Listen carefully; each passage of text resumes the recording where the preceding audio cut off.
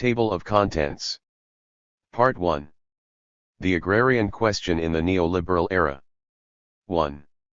Introduction. 2. Advanced Country Living Standards and Developing Country Lands. 3. Was there an agricultural revolution in England? 4. The fallacy of Ricardo's theory. 5. The unacceptably high cost of free trade. 6. The new primitive accumulation and the land question today. 7. Concluding remarks. Part 2. Primitive accumulation and the destruction of African peasantries. 8. Introduction, a failed agrarian transition in Africa. 9. Primitive accumulation by dispossession in colonial Africa. 10. Primitive accumulation and expanded reproduction. 11. Recent land grabs and subordination of peasantries. 12. Alternatives during the neoliberal crisis. 13. Conclusion. Preface. Isaji Shivji. It's a mad scramble for African farmland right now, said Carl Atkin, who heads research at Bidwell's Agribusiness, a large British company.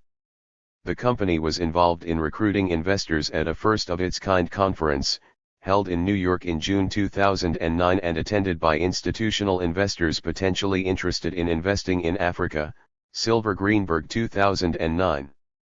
A study of 5 African countries, Ethiopia, Ghana, Madagascar, Mali, and Sudan, in 2009 documented that over 6 million acres of land had been allocated to investors. The study only documented allocations of around 2,500 acres and over. Elsewhere on the continent, there have been the same stories of hundreds of thousands of acres being alienated to so-called investors. Encouraged and protected by their governments, a number of large agribusiness multinationals have been involved in land grabbing. One report says that some 125 million acres, roughly equal to Sweden, have been grabbed by rich countries for outsourcing agricultural production to supply food to supermarkets in the West, Gulf countries, or even Africa itself, to cater for the burgeoning expatriate and elite markets. As one author puts it, visit a supermarket in Abu Dhabi and you'll be greeted by row after row of picture-perfect produce. It's likely those rows of shiny vegetables and fruit came from an improbable source, Ethiopia, a country practically synonymous with famine. Yes, Africa, where 1 in 3 people is malnourished, is now growing tomatoes and butter lettuce for export. Mukherjee 2010, 53. Growing food for export to take advantage of rising prices is the typical advice given to hungry Africa by the corporate world and their allies, the international financial institutions and Western governments, including the so-called philanthropy houses such as the Bill and Melinda Gates Foundation. Together with the Rockefeller Foundation, the Gates Foundation launched the Alliance for a Green Revolution in Africa, AGRA, in 2006, whose avowed aim is to eradicate hunger in Africa through promotion of rapid, sustainable agricultural growth based on smallholder farmers. In reality, its program is not based on smallholder farmers at all, rather, it rides on their backs to make profits for agribusiness and promote genetically modified organisms, GMOs, which are strongly advocated by the US through USAID. AGRA promotes the industrial agriculture model, based on intensive technology, use of chemical fertilizers, herbicides, pesticides, and hybrid seeds, just as with the old Green Revolution in Mexico and India, which had ruinous effects on the environment and smallholders while benefiting big farmers and the rich peasantry. The new element in the new Green Revolution is genetically modified seeds, produced by the world's most notorious seed multinational companies such as Monsanto. Directly and indirectly, AGRA is connected with transnational agribusiness corporations and biotech lobbies such as Africa Harvest Biotech. As Buriano and English, 2010, show, the Gates Foundation is linked in various ways to multinationals and biotech research organizations through the movement of personnel, the revolving door, and grants and funding, all of which are promoting new technologies at a grand profit to some while their long-term effects on human health, biodiversity and indigenous agriculture systems are not known, although what is known shows that their effects can be disastrous. Over 165 examples of such contamination occurred in 2005-07 alone, by pollen flow, the careless escape of genetically engineered seeds, etc., resulting in hundreds of millions of dollars in damages. Buriano and English 2010, 48. Powerful corporations, of course, were able to obtain compensation in out-of-court settlements, but African farmers have neither the political clout nor the finance to get a penny of compensation, although they are the biggest victims.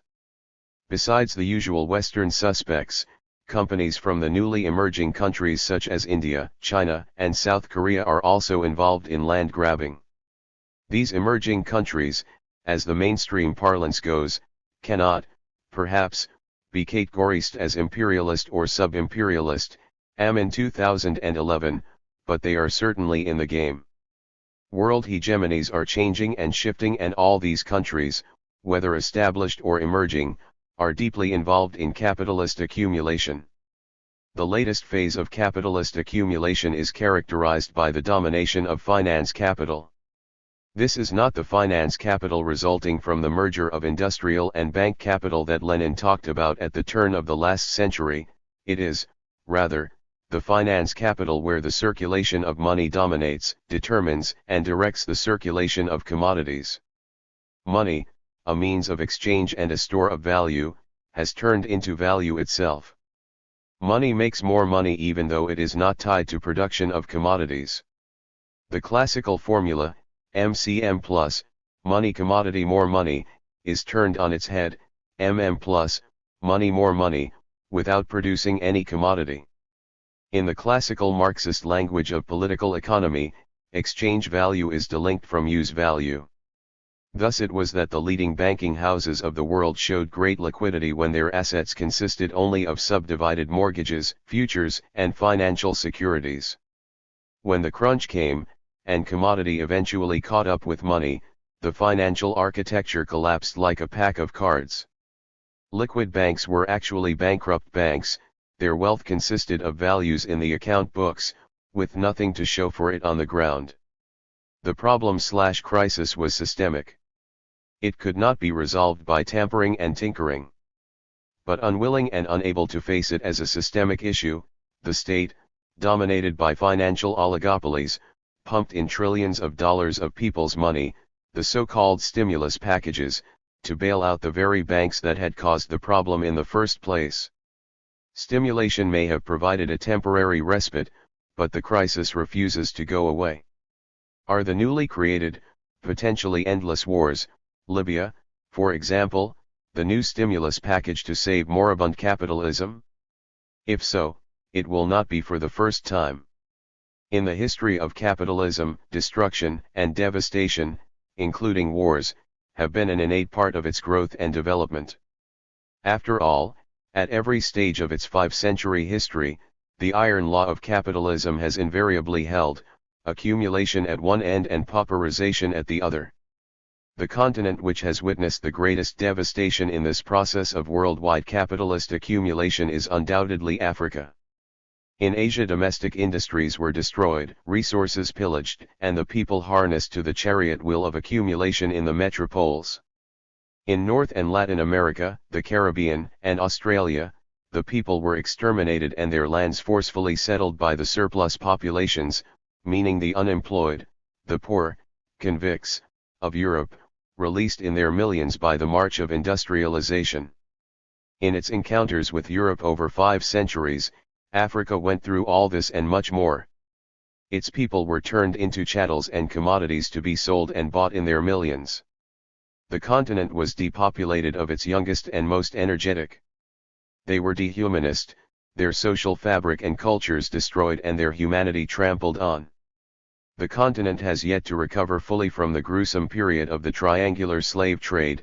African diasporas are found all over the world, African American, African Caribbean, African Brazilian, and they still live in the most inhuman conditions. In the richest country of the world, you have a black man in the White House while thousands of black men are robotized to kill in its war machinery, the army, and hundreds are narcotized in its prisons. In this book, Utsa Patnaik and Sam Moyo tell us of how the voracious appetite of globalist, neoliberal capitalist accumulation is being consuming the small producers of the periphery, the peasantry.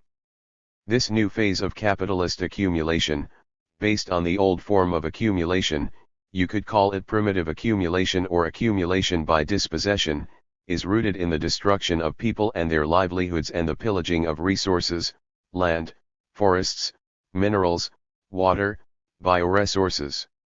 The trajectory of capitalist accumulation in the longue durée shows that primitive accumulation is not only a phase in, or original form of, accumulation, but rather lies at the very heart of the world system of capitalism. Devastation, pillage, destruction, wars, and dehumanization are inherent in the system. In relation to ecology and the environment, some have gone even further. They have argued that the Cartesian dichotomy between nature and human, between environment and society, is false and that the destruction of the environment is constitutive of the system, the capitalist system. In the current phase of neoliberal accumulation, as Patnaik and Moyo show, that form of accumulation is being visited upon the peasantry of the periphery, and even more or so in Africa, with a vengeance. Thus it emerges that, from the perspective of human history, the capitalist system itself is primitive. The choice before humankind, therefore, is not so much between capitalism and socialism, but rather between socialism and barbarism, as Samir Emin has so stubbornly argued over the years. As humanity stands at the crossroads, where the choice is between rescuing the primitive system of capitalism, which will inexorably lead to self-destruction, or dumping it into the dustbin of history and building an alternative humane world, the question before us in Africa is, where do we stand? Dar es Salaam. March 2011. Part 1. The Agrarian Question in the Neoliberal Era. Utsa Patnaik. 1. Introduction. It is indeed a privilege to have been asked to share with you some thoughts on the agrarian question in this, the momentous 50th year of the achievement of effective self-governance. The leader of Tanzania's freedom struggle, Mwalimu Julius Nyerere, was a towering personality who left the imprint of his egalitarian and socialist ideas not only on Tanzania but on Africa and the developing world. I feel doubly privileged to be with you during the Julius Nyerere Intellectual Festival Week. The struggle that colonist people waged was not for political independence alone, but also for a more just and egalitarian society, without which sovereignty cannot be sustained in the long run and in a real sense. That sovereignty is once more under attack in the current era of neoliberalism, and a new phase of struggle is necessary to preserve and enhance the gains of freedom. The ascendancy of finance capital since the 1980s means that financial interests have come to dominate policy making in the present era, both at the global level and through international financial institutions directing pliant governments, in almost all developing countries as well. The major pillars of neoliberal policies are, first, the imposition of deflationary cutbacks in state spending in nation-states, second, openness of developing countries in particular to trade and capital flows through dismantling trade barriers, third, the dismantling, in developing countries only, of all price support mechanisms which existed earlier for stabilizing prices for peasant producers, who constitute a large or major segment of the population, and fourth, a sustained attack on peasant-owned or occupied land in the name of development.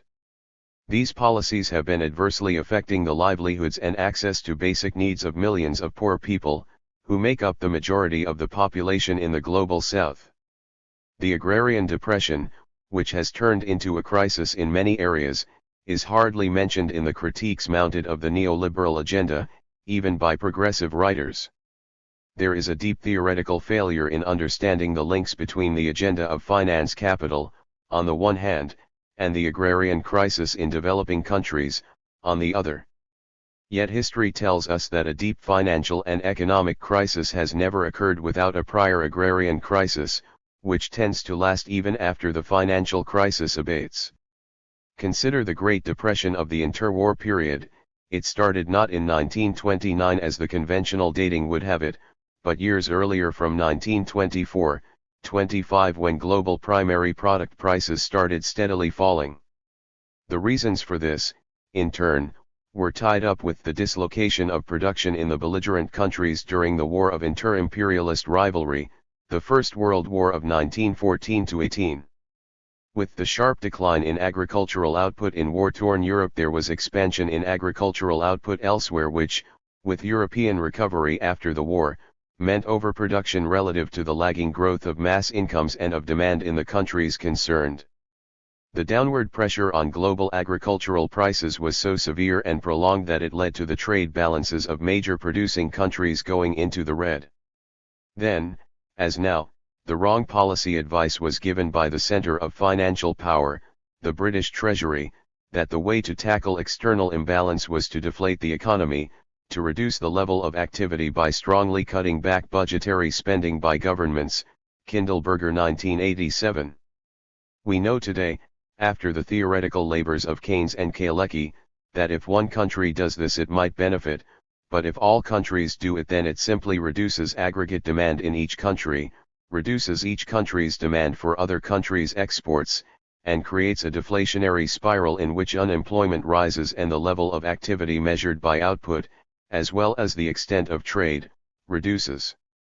The deep crisis this caused in the capitalist system, particularly in the late industrializing countries such as Germany, Italy, and Japan, led to belligerent militarization as a solution, in which the size of armies ballooned and resources of other countries were forcibly seized for industrial development, leading to atrocious massacres and genocide.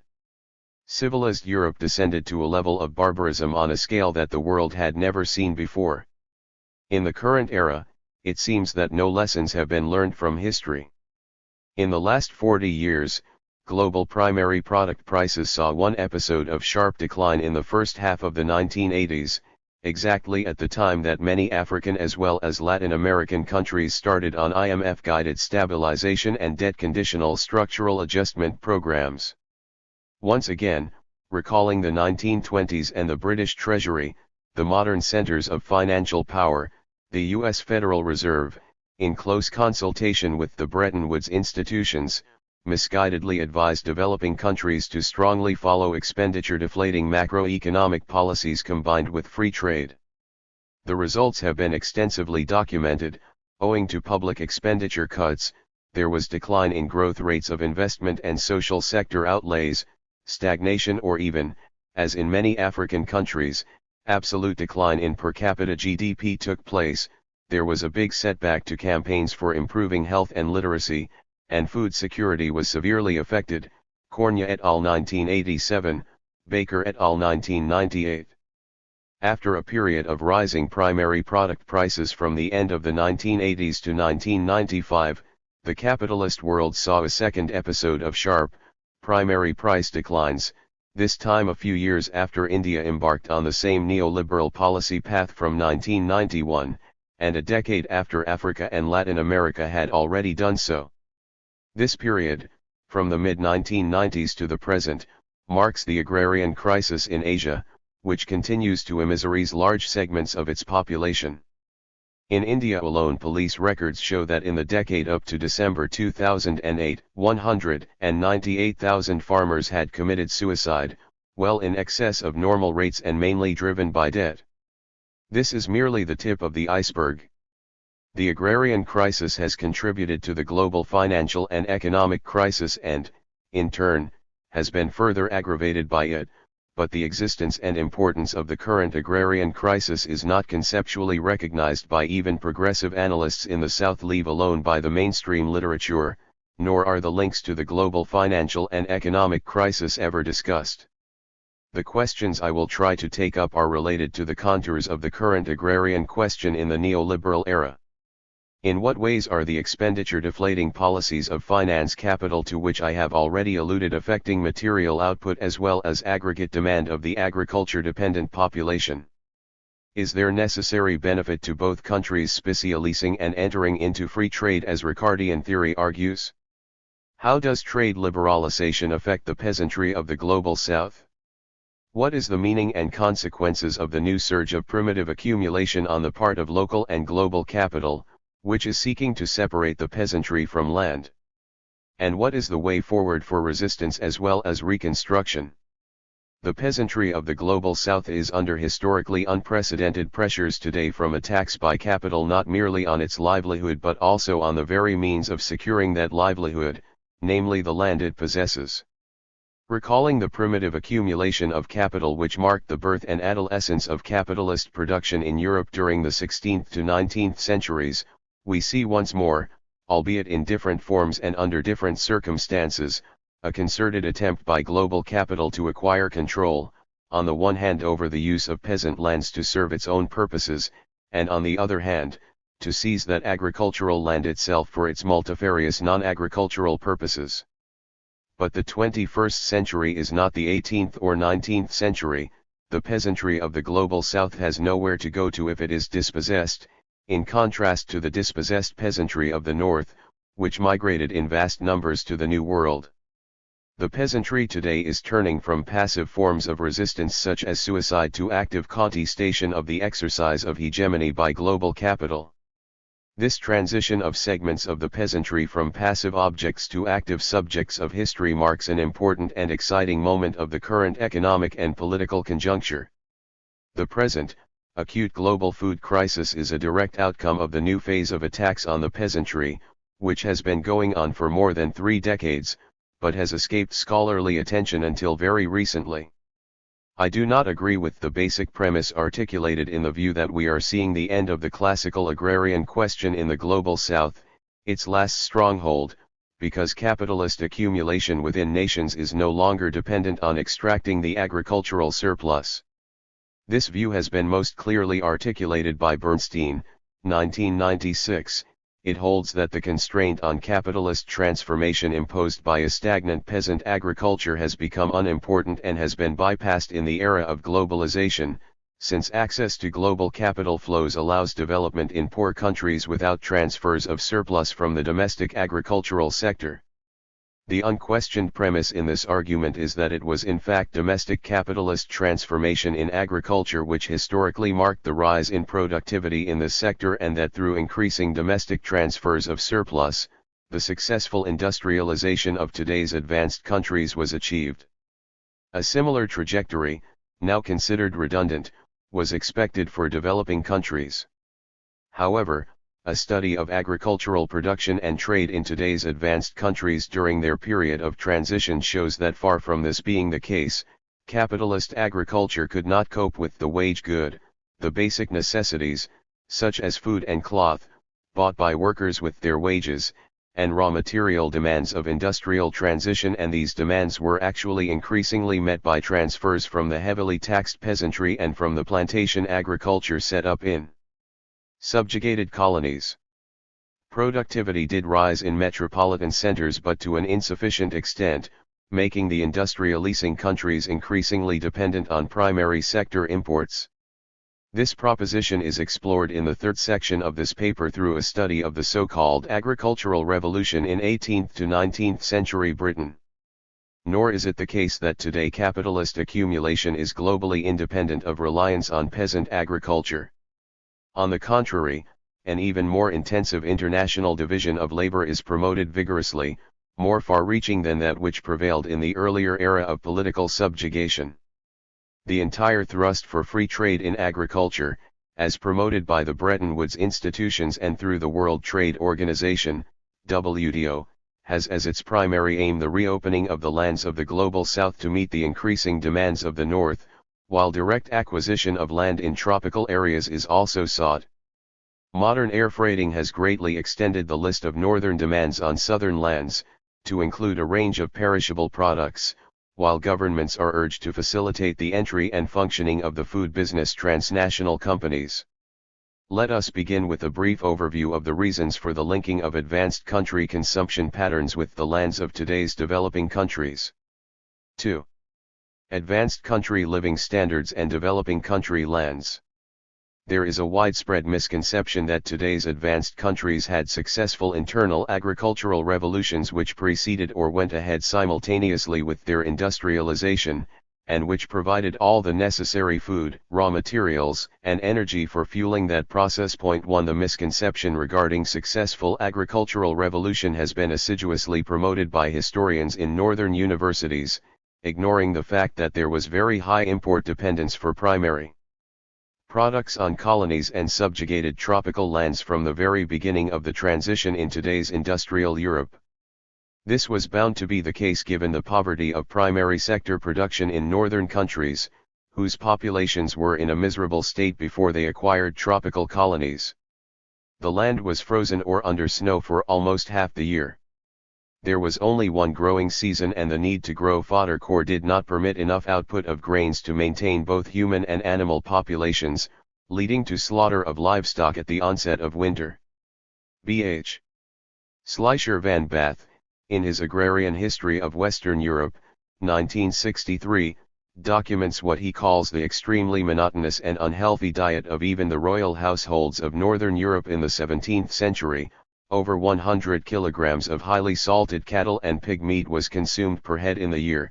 There were no produced sweeteners, natural honey was the main source, no fresh vegetables or fruit during the long winter months, while food was cooked using animal fats.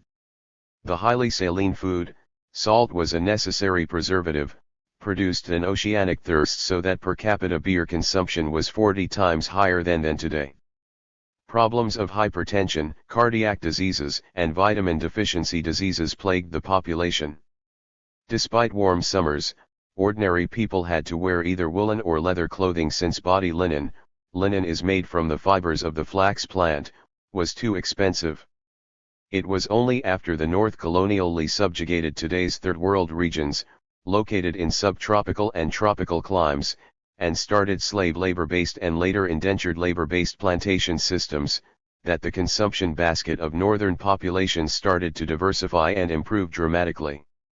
Increasing imports made by the monopoly trading companies such as the East India Company, the Africa Company and the South Sea Company included cotton cloth, sugar, tea, coffee, tobacco, raw cotton, raw silk, vegetable dyes, tufts, tropical cereals, natural fertilizer, tropical hardwoods, and a host of other goods, none of which could be produced at all in Northern Europe or, later, in North America.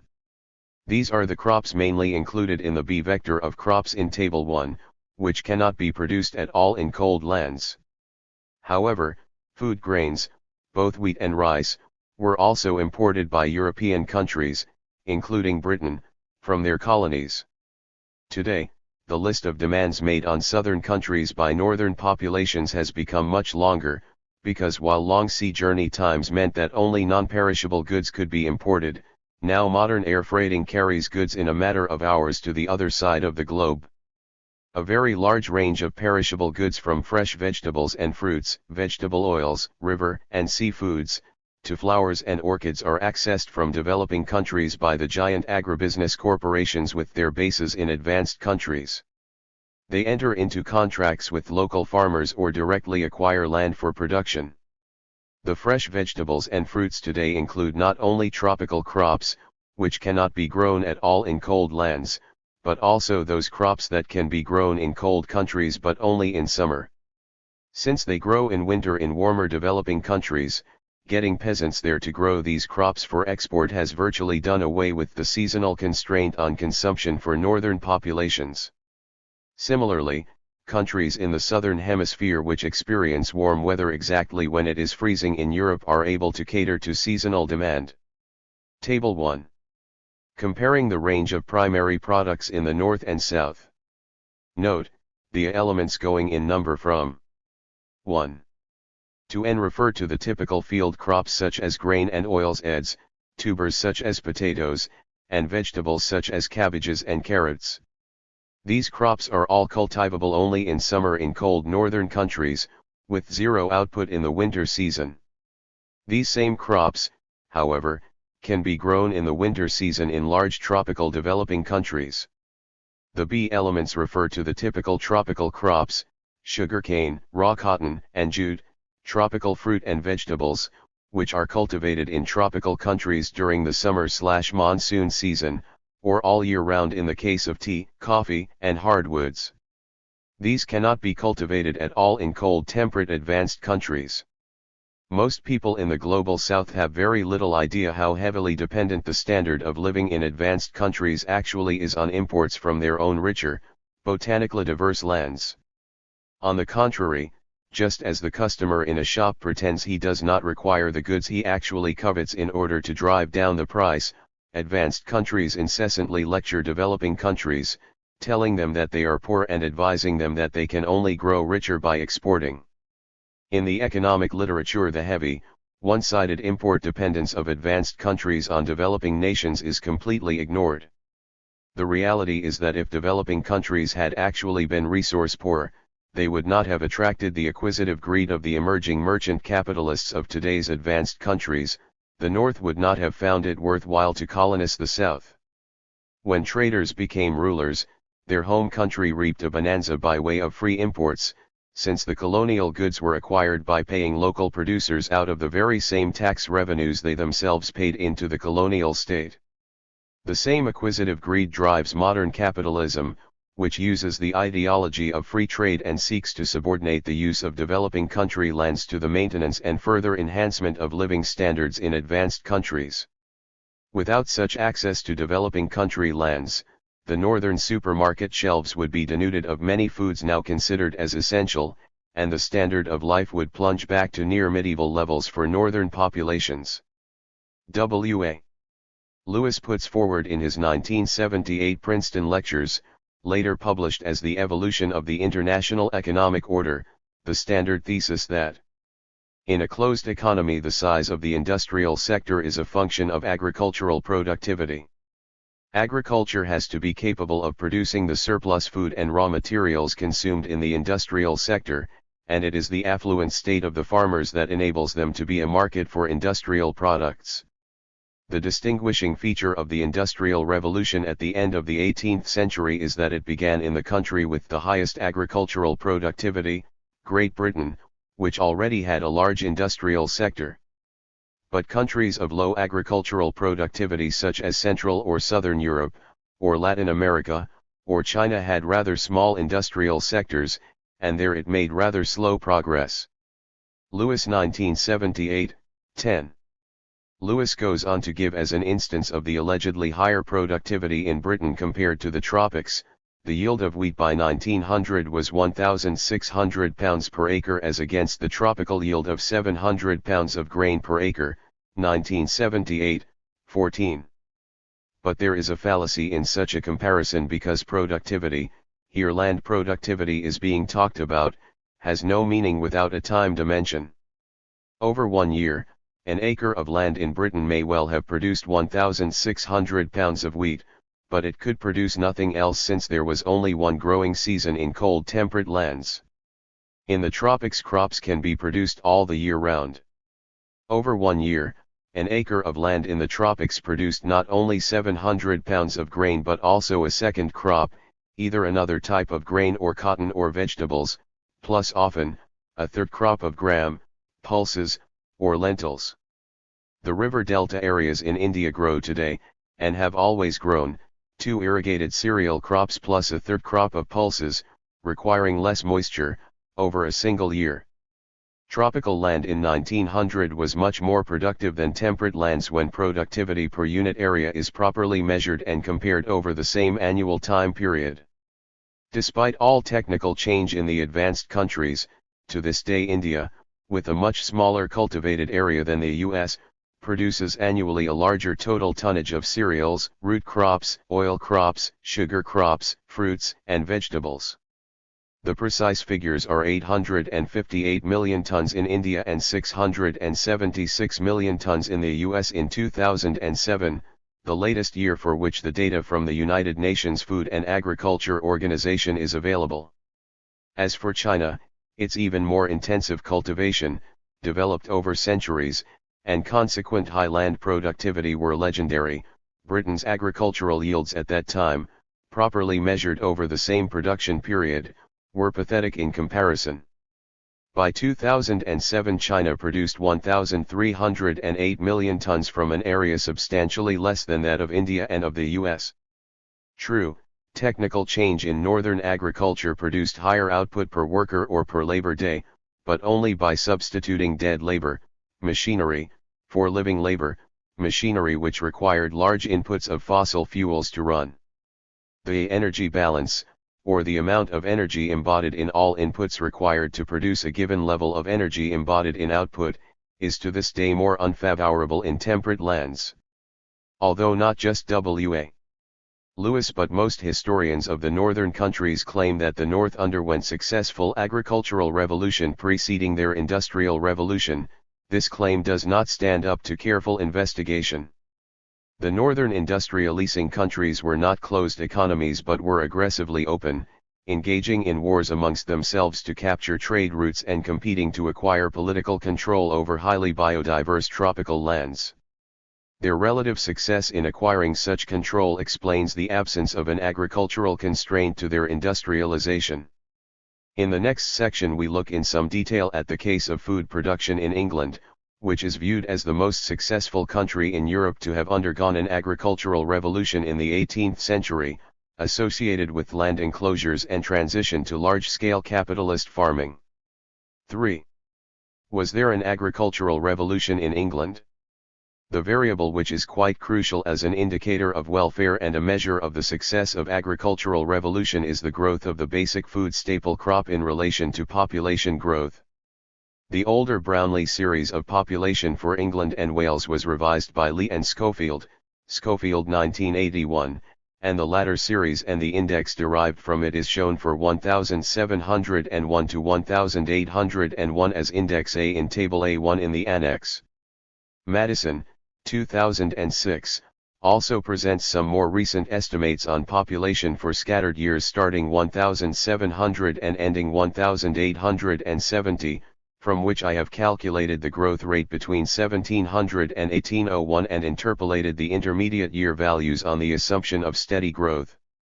Index B for England and Wales, E plus W, has been derived from this series in the table.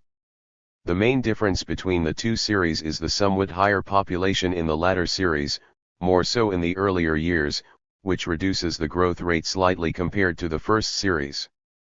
I have derived the Madison series for Britain, namely England, Wales, and Scotland, E plus W plus S, in the same manner, which is shown as Index C. From Chambers and Mingy, 1970, we derive the rise in cereal output in physical terms over the 18th century from their discussion that the area under wheat rose by a quarter and yield rose by about 1/10 while the rise in the non-wheat cereals was a somewhat faster. This broad picture is confirmed by later research, Overton 1996a and 1996b, Turner et al. 2001, though Brunt 1999 suggests a somewhat higher rise. This gives an increase of 37.5% for wheat and 43% for all cereals over the period 1700 to 1800. I distributed the increase of 43% over the decades of the century in the same proportion as total agricultural output value is distributed in coal 1981. This is a better procedure than to distribute the increase assuming a constant growth rate. This exercise gives us the index of cereal output shown in the first column of Table A2 in the Annex. We can check that per capita cereal output declines for every population index, by varying degrees, the largest decline being by 17.4% using the Lee and Schofield index, with the Madison indices giving around 13% decline. The Lee and Schofield population series is the only complete one and the Madison population figures are only for individual years at the beginning and end of the century, with values I interpolated by assuming a constant growth rate of population, which was not actually the case. The per capita cereal output index A, using the Lee and Schofield series, should be regarded as the better approximation to the actual trends. This shows that per capita output rose slowly up to the mid-18th century, and this is consistent with the small net export of corn too which existed up to 1770. After 1750, however, per capita cereal output starts declining, and despite slight recovery by 1780, the decline resumes in the last 2 decades coinciding with war. It should be noted that a 17.4% decline is quite substantial, given that the initial level of availability itself was low. This is confirmed when we study wheat or corn, the major food staple of the population. We rely on the absolute estimates of wheat area, yield and output given by Turner, Beckett, and Afton, 2001, for 1,750 to 1,850, which are reproduced in Table A3. I have also incorporated in this table the rise by 25% in area and of yield by 10% that Chambers and Mingy, 1970, mention over the entire century, to derive the 1,700 figure of output. This gives a total rise of output from 33.41 to 45.94 million bushels, or by 37.5%, whereas population increased by 73.2% on the Lee and Schofield figures, Schofield 1981, and by 64.7% on the Madison, 2006, figures. The authors are sanguine about per head output and thought that on the whole, English agriculture continued to feed the larger population adequately. They support the Overton, 1996a, 1996b, position that agricultural revolution was a reality in the 18th century. This conclusion, however, is contradicted by Overton's own statement. Population grew at an average of 0.26% per annum from 1700, 1,750, whereas all the agricultural output indices grew more rapidly, ranging from 0.38 to 0.60% per annum from 1750. 850 population grew at an average of 1.07% per annum, and the estimates of agricultural output ranged from 0.77 to 0.82% per annum. Overton 1996a, emphasis added. On the basis of every revised series of population, it is obvious that not only wheat but also per head agricultural output declined between 1750 and 1800 and remained stagnant between 1800 and 1820. It appears from the above statement that the subsequent rise was not enough to recover the lost ground, and on balance per capita output remained lower in 1850 than a century earlier. This is also the finding of recent detailed research with time series data for the period, even after allowing for a possible substantial margin of error.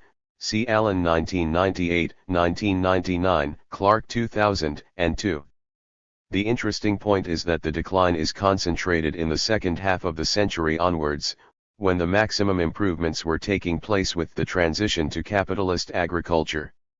From Table A4, the annual compound rate of net output growth for wheat over the entire 18th century works out to 0.32%, with the first half registering 0.31% and the second half 0.325%.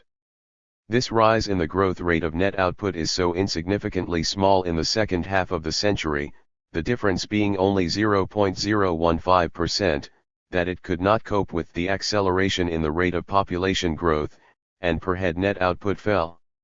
The annual per capita output in bushels is converted to kilograms for comparison with present-day levels in developing countries in Table A4. The initial level of 140 kilograms per capita, virtually unchanged taking 1,700 and 1,750, is itself extremely low. If we accept from the writings of contemporaries and those who have investigated diet composition, that at least 3/5 of the population relied on wheaten bread, while the remainder consumed other grains, then the per capita figure for the wheat-dependent population is raised to 233 kilograms in the mid-18th century. This is still quite low and compares poorly with many Asian and North African developing countries today, such as Indonesia and Egypt, whose grain consumption out of domestic output in 2007 was 250 kilograms and 358 kilograms respectively. Food and Agriculture Organization, Rome database. By 1800 per capita wheat output was down to an astonishing low of 111 kilograms. Owing to cropping pattern and dietary changes, 2/3 of the population is estimated to have become dependent on wheaten bread.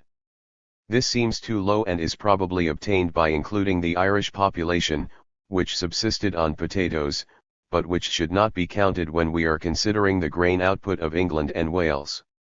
Per capita availability from domestic production for them would thus have been at most 168 kilograms only by 1800 and remained unchanged in 1820. So effectively the decline would have been from 233 kilograms to 168 kilograms for the wheat-dependent population, or by 28%. Given the inequality in the distribution of incomes, the quantities affordable by the laboring poor would have been much lower. Little wonder then, that they rioted for cheap bread. It remains to be worked out what the situation for those dependent on rye, oats, potatoes, and the like would have been. Domestic production can be augmented by imports, and actual availability is given by domestic output plus net imports. But as we know, imports were artificially restricted by the Corn Laws, and the absolute quantities imported were kept so low that they had a negligible impact in raising availability, right up to the 1820s. From Table 2 we see that from exporting grain in the first half of the 18th century, by the end of the 1760s net exports became negligible and the direction of the import-export balance was reversed. Net grain imports started and grew slowly but steadily from the beginning of the 1790s. Imports doubled by the decade 1810 to 19 and again by 1830. 39 to 1.3 million quarters, or 16,230 tons. From Figure 1 we see that as domestic per head output fell, the net imports start rising.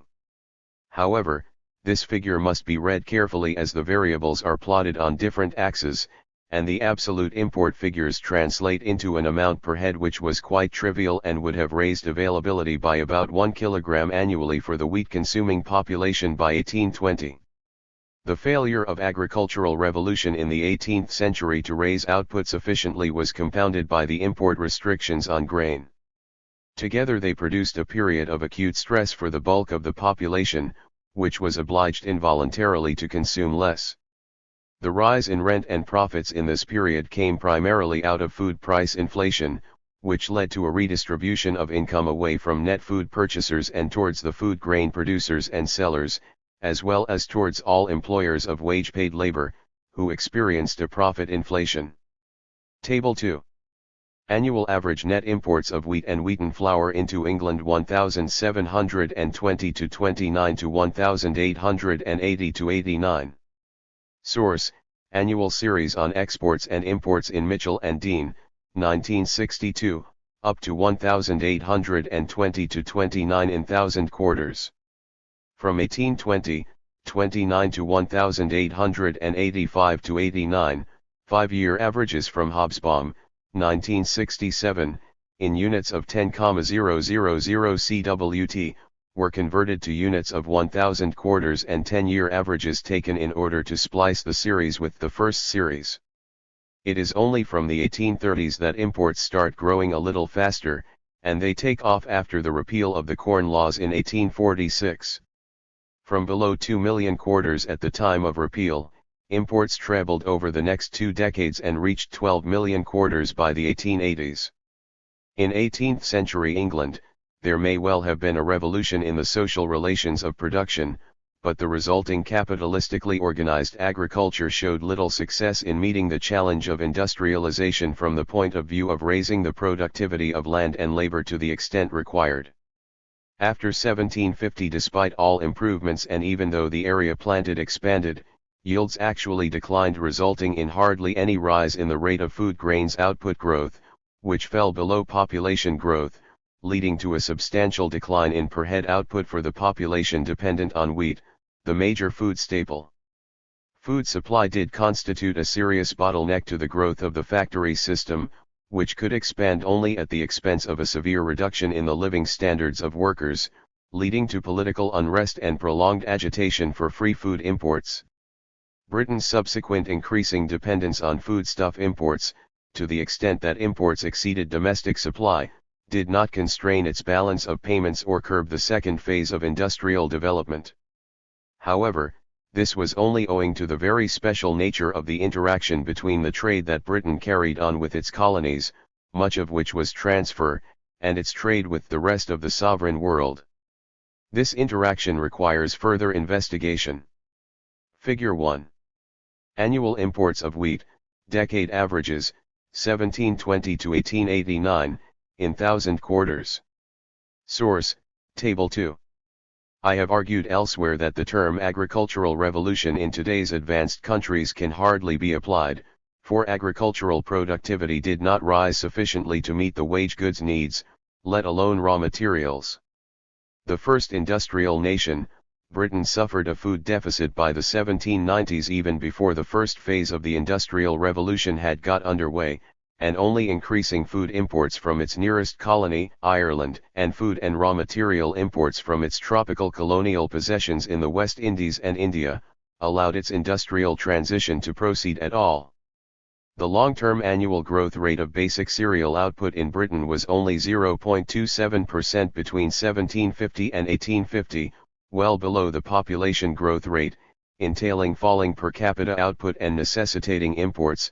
Patnaik 1992. These imports would have been even higher if landlords had not obstructed imports by enacting the Corn Laws in order to protect their high rents. The 1790s in England saw repeated food riots by the urban laboring poor protesting against the high price of bread. The most important and well-documented agitation on a political economy issue was the prolonged 50-year struggle for the abolition of the Corn Laws and for cheap bread. David Ricardo wrote his The Effects of a Low Price of Corn on the Profits of Stock in 1815, but the campaign did not succeed until 1846, when all tariffs were finally abolished. What does the prolonged agitation for free food imports indicate but the total failure of domestic capitalist transformation of agriculture to meet basic food grain needs from internal production? The situation would have been even grimmer without the ability to exploit Ireland. By 1800 the colonist Irish population, ground down under heavy rents and taxes, was made to contribute 11 to 18% of total consumption of wheat, meat, and butter in England, thus most of urban consumption came through imports, Jones 1981. Further, the main raw material of the Industrial Revolution, raw cotton, was entirely imported since cotton did not grow in Britain. By the 1840s Britain was importing substantially more primary products by constant value than it produced itself, Davis 1979. This was only possible because most of the imports were costless to the country as a whole, they were paid for to colonist producers out of the taxes these same producers were made to contribute, or they represented the commodity form of slave rents or peasant rents. To this day, for several vital consumption items, the landlocked countries of industrial Europe import several times more than they can domestically produce, while for spices and non-alcoholic tropical beverages their import dependence approaches infinity since domestic production is zero. 4. The fallacy of Ricardo's theory. Ricardo's theory of comparative advantage is incorrect for it contains a fallacy, namely the converse fallacy of accident.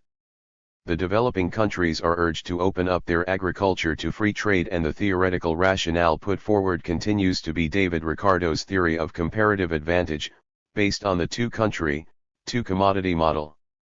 This famous argument, where Ricardo took England and Portugal as the two countries and cloth and wine as the two commodities, said that even if the second country, Portugal, could produce both goods more cheaply than the first country, as long as the relative cost of production was different, namely one country, say Britain, by producing 1 unit less of wine could produce more of cloth than could the other country, then it would make economic sense for Britain to specialise in cloth and Portugal in wine. For unchanged total output of one good, the output of the other good would increase through such specialization, and by trading both countries could then consume more of one good for no lower consumption of the other good, thus both countries would benefit. This was put forward as the incentive for countries to trade with each other and at the same time it was claimed to be the actual outcome of such trade. Extremely clever though the argument is, it is logically incorrect.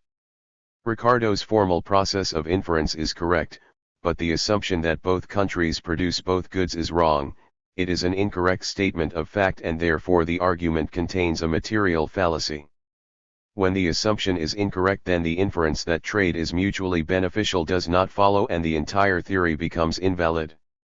It is most unfortunate that an incorrect theory has been taught for 2 centuries and continues to be taught uncritically to this day.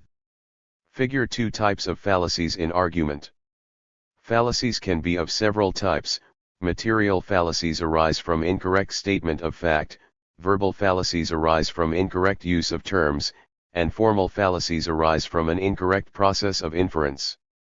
Logicians classify the material and verbal fallacies, taken together, as informal fallacies as contrasted with formal fallacies, while the verbal and formal fallacies taken together are logical fallacies as opposed to the material fallacies, since both verbal and formal fallacies arise in discourse or in logos as opposed to the world of matter.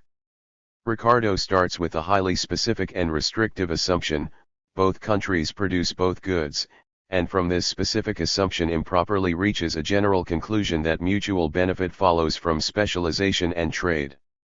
Both countries produce both goods is a crucial assumption, for without it, relative cost advantage cannot be defined or obtained.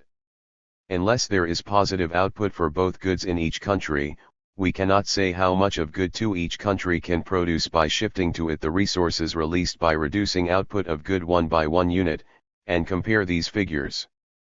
But we have already seen that it is a materially incorrect assumption, since Table 1 holds and a large range of primary products cannot be produced at all in cold temperate lands that import these products. The strange thing is that Ricardo's own example does not satisfy his own assumption.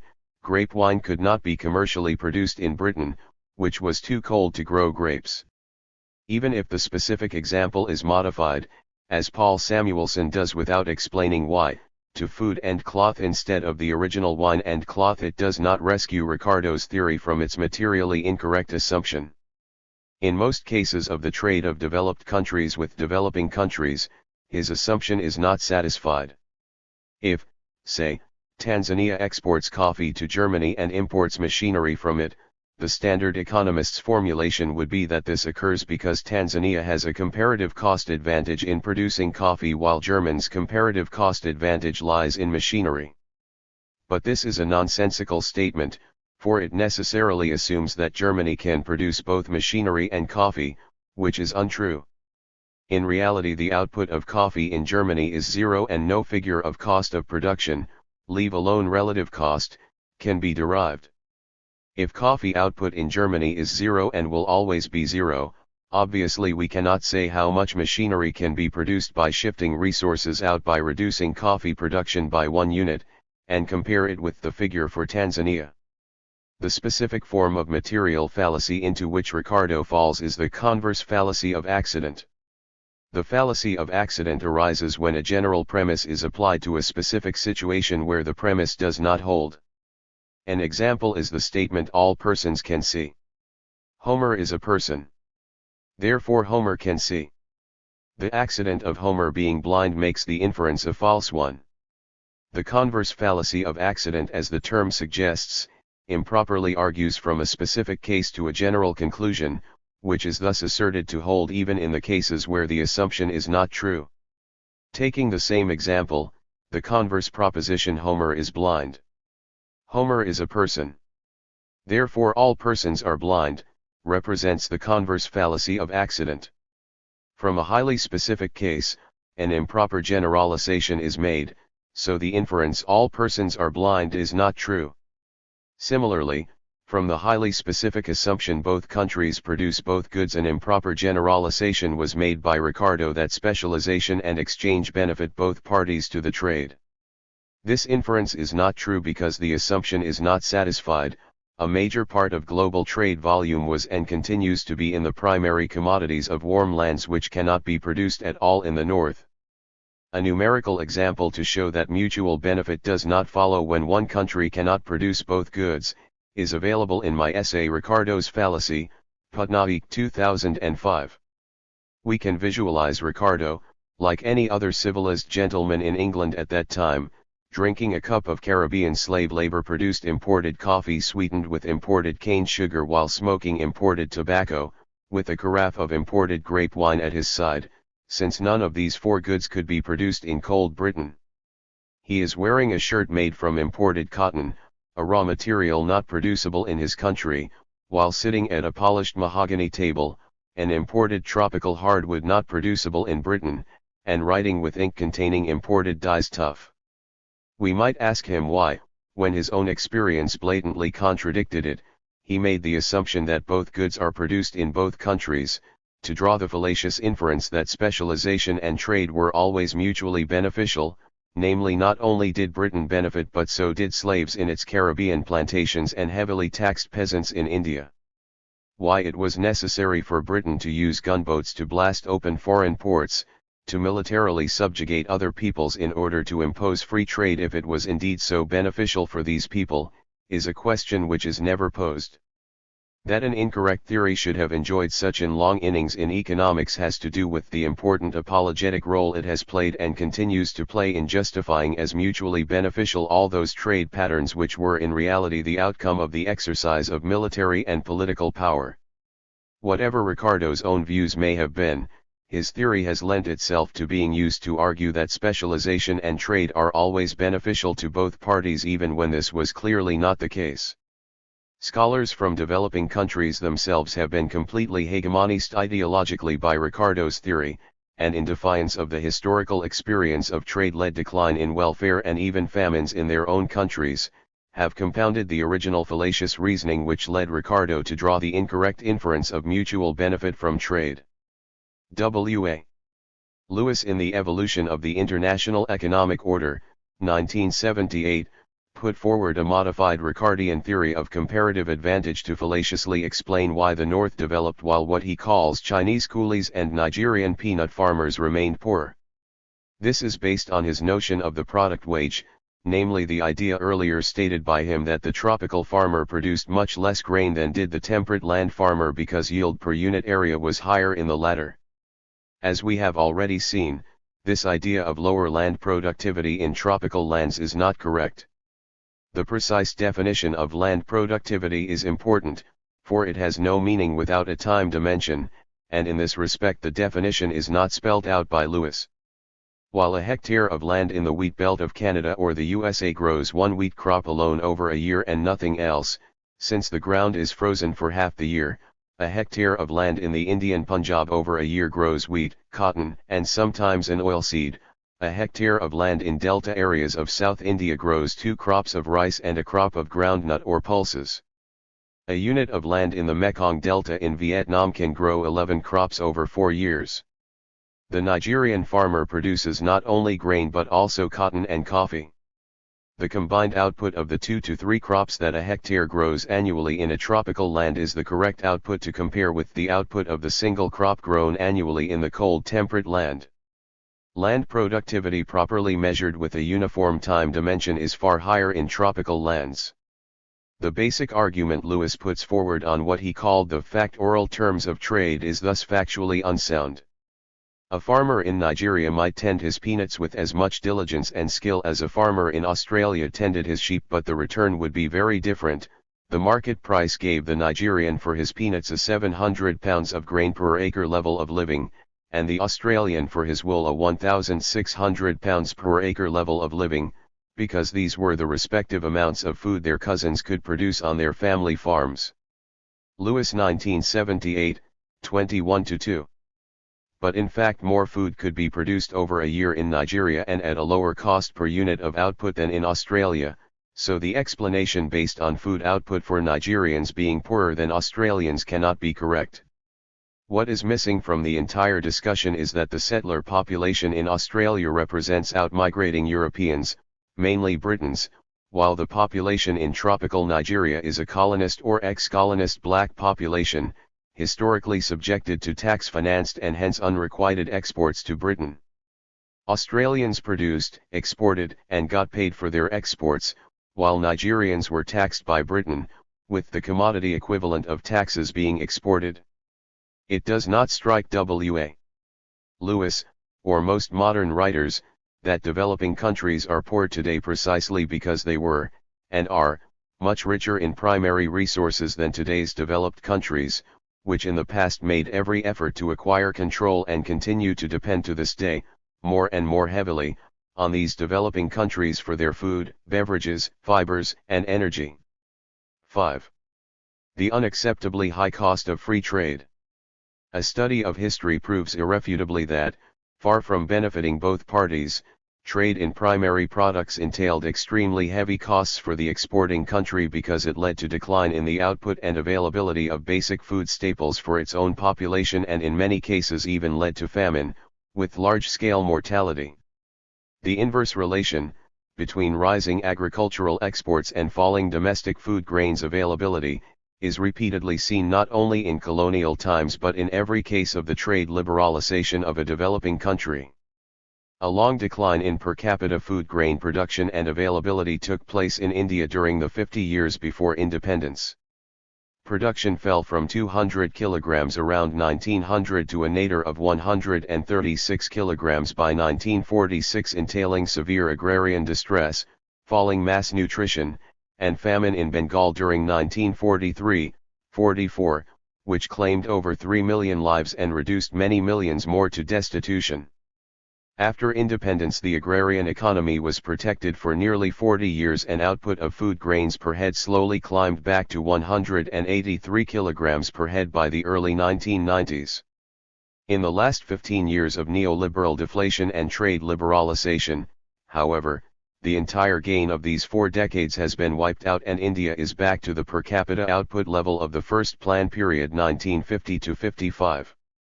Availability per capita is even lower than output because substantial net exports continue as the downward shift of internal mass demand following from expenditure deflating policies has been only partially reversed. In the current decade, food output per head has been falling faster than ever before. Building up the minimum conditions for food security is a long haul, but destroying what has been built up takes little time, merely the dogmatic implementation of misguided policies. In sub-Saharan Africa, where the largest and most populous countries followed intensive adjustment programs along with freeing trade, the export crops grew at between 6 to 13% annually, while basic food staples either showed an absolute decline or grew below 2%, leading to sharp fall in per capita food staples output. Table 3. Decline in cereal and food crops output per head, Sub-Saharan Africa, 1980, 87/89. Source: calculated from crop and country-wise data in African Development Indicators 1992, UNDP, Tables 1-1, 8-7. Published in Patnaik 1993. Table 4 shows the estimated decline in per capita cereal output and per capita all food staples output in the 6 most populous countries of sub-Saharan Africa during the second half of the decade 1980 to 1990, when most of these countries were following intensive adjustment programs, involving sharp cutbacks in state development spending, and opening up to free trade. Over the 1990s, the decline per head in output continued, though at a slower rate. At the same time, the exportable crops were growing annually between 6%, Kenya, to 13%, Sudan. Even after net food aid is included, 5 of the 6 most populous countries saw average per capita calorie intake decline for their populations, as Table 4 shows, the only exception being Nigeria. Why should there be a drastic slowing down of output growth for food grain crops as developing countries follow economic reforms and liberalize their trade? I have long argued that there is always such an outcome, resulting in an inverse relation between producing for export and maintaining domestic food availability. The reason is both simple at one level and profound at another. Land is not a product of human labor and has to be conceptualized as akin to fossil fuels, since the supply of both is fixed. Nor is land homogeneous in its productive capacity, since warm tropical lands produce, as we have seen, not only a far larger variety but a qualitatively different output mix compared to the cold lands of advanced countries. The motive of acquiring control over tropical biodiversity was a major driver of the colonial subjugation of other nations by the West Europeans. By setting up slave labor-based and later indentured labor-based plantation systems, a steady stream of tropical primary consumption goods and raw materials was maintained, both to diversify European diets and clothing, as well provide the raw material for the new industries. Moreover, most of this swelling flow of valuable goods was not paid for since local taxes were used to buy them or they embodied slave rent. Table 4. Change in average per day per capita calorie intake in the 6 most populous African countries. Source: Patnaik 1999, 174, using Patnaik 1993, various issues of the World Bank's World Development Report and the FAO, Rome, Food Balance Sheets 1992, 94.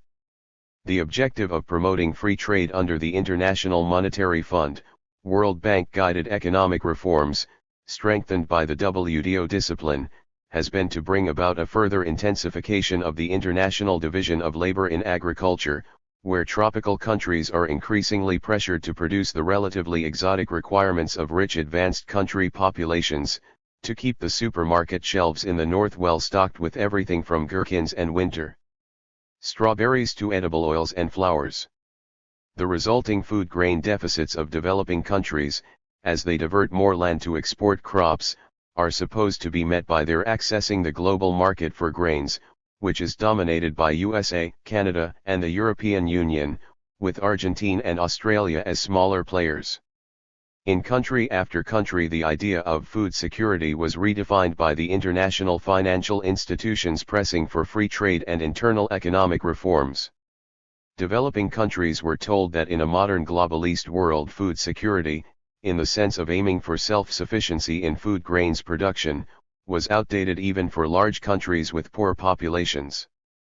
Rather, developing countries would benefit from specializing in the non-grain crops in which they had a comparative advantage, by increasing their exports, and by purchasing their grain and dairy products requirements from northern countries which had a surplus of these products. Developing countries were urged to dismantle their domestic systems of grain procurement and distribution at controlled prices, which most of them had put in place after decolonization precisely in an attempt to break free from earlier colonial systems of specialization and trade, which had severely undermined their nutrition standards. Historical memories are short, it would seem.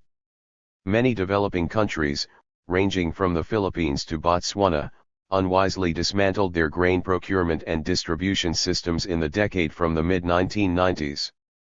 The determined thrust by the advanced countries to open up trade-protected economies in the global south, both under loan conditionalities and using the WTO discipline, received an added impetus from the loss of a substantial grain export market with the breakup of the Soviet Union after 1990 under conditions of economic collapse.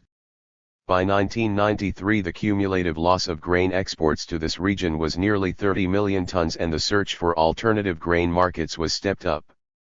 This was quite successful since a large number of developing countries, undergoing shifts in cropping pattern towards exports as mandated under trade liberalization policies, became food import dependent to a greater or lesser extent over the next decade.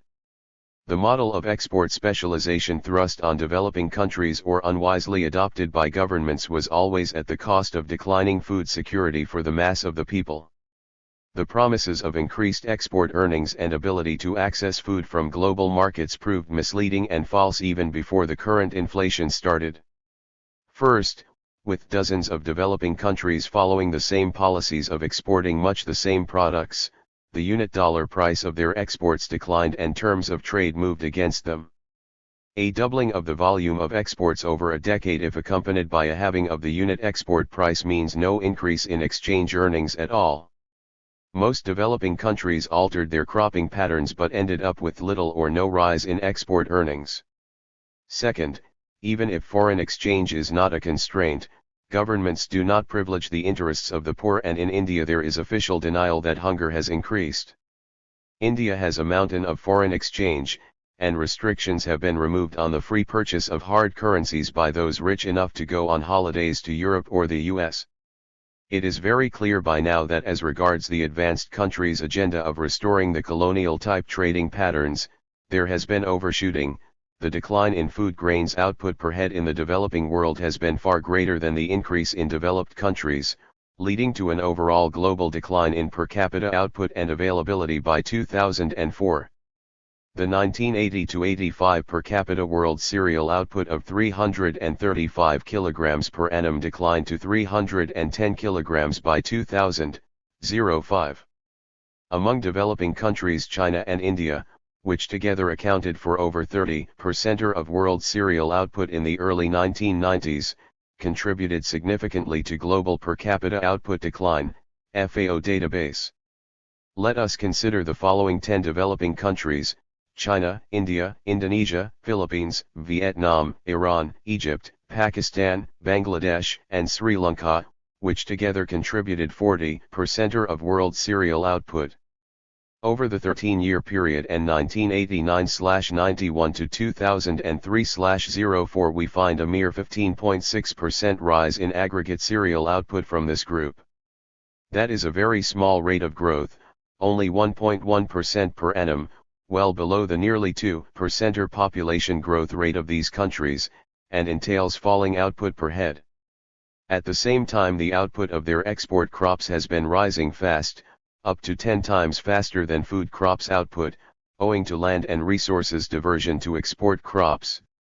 The 8 northern developed countries, which together accounted for 56% of world cereal output, US, Canada, UK, France, Germany, Netherlands, Italy and Spain, showed over the same period only an 18.6% rise in cereal output, or an annual growth rate of 1.3%, which was ahead of their own population growth, but insufficient to both meet their own rising domestic needs and provide an adequate surplus for trading with and meeting the increasing deficit of the developing world. Point 3.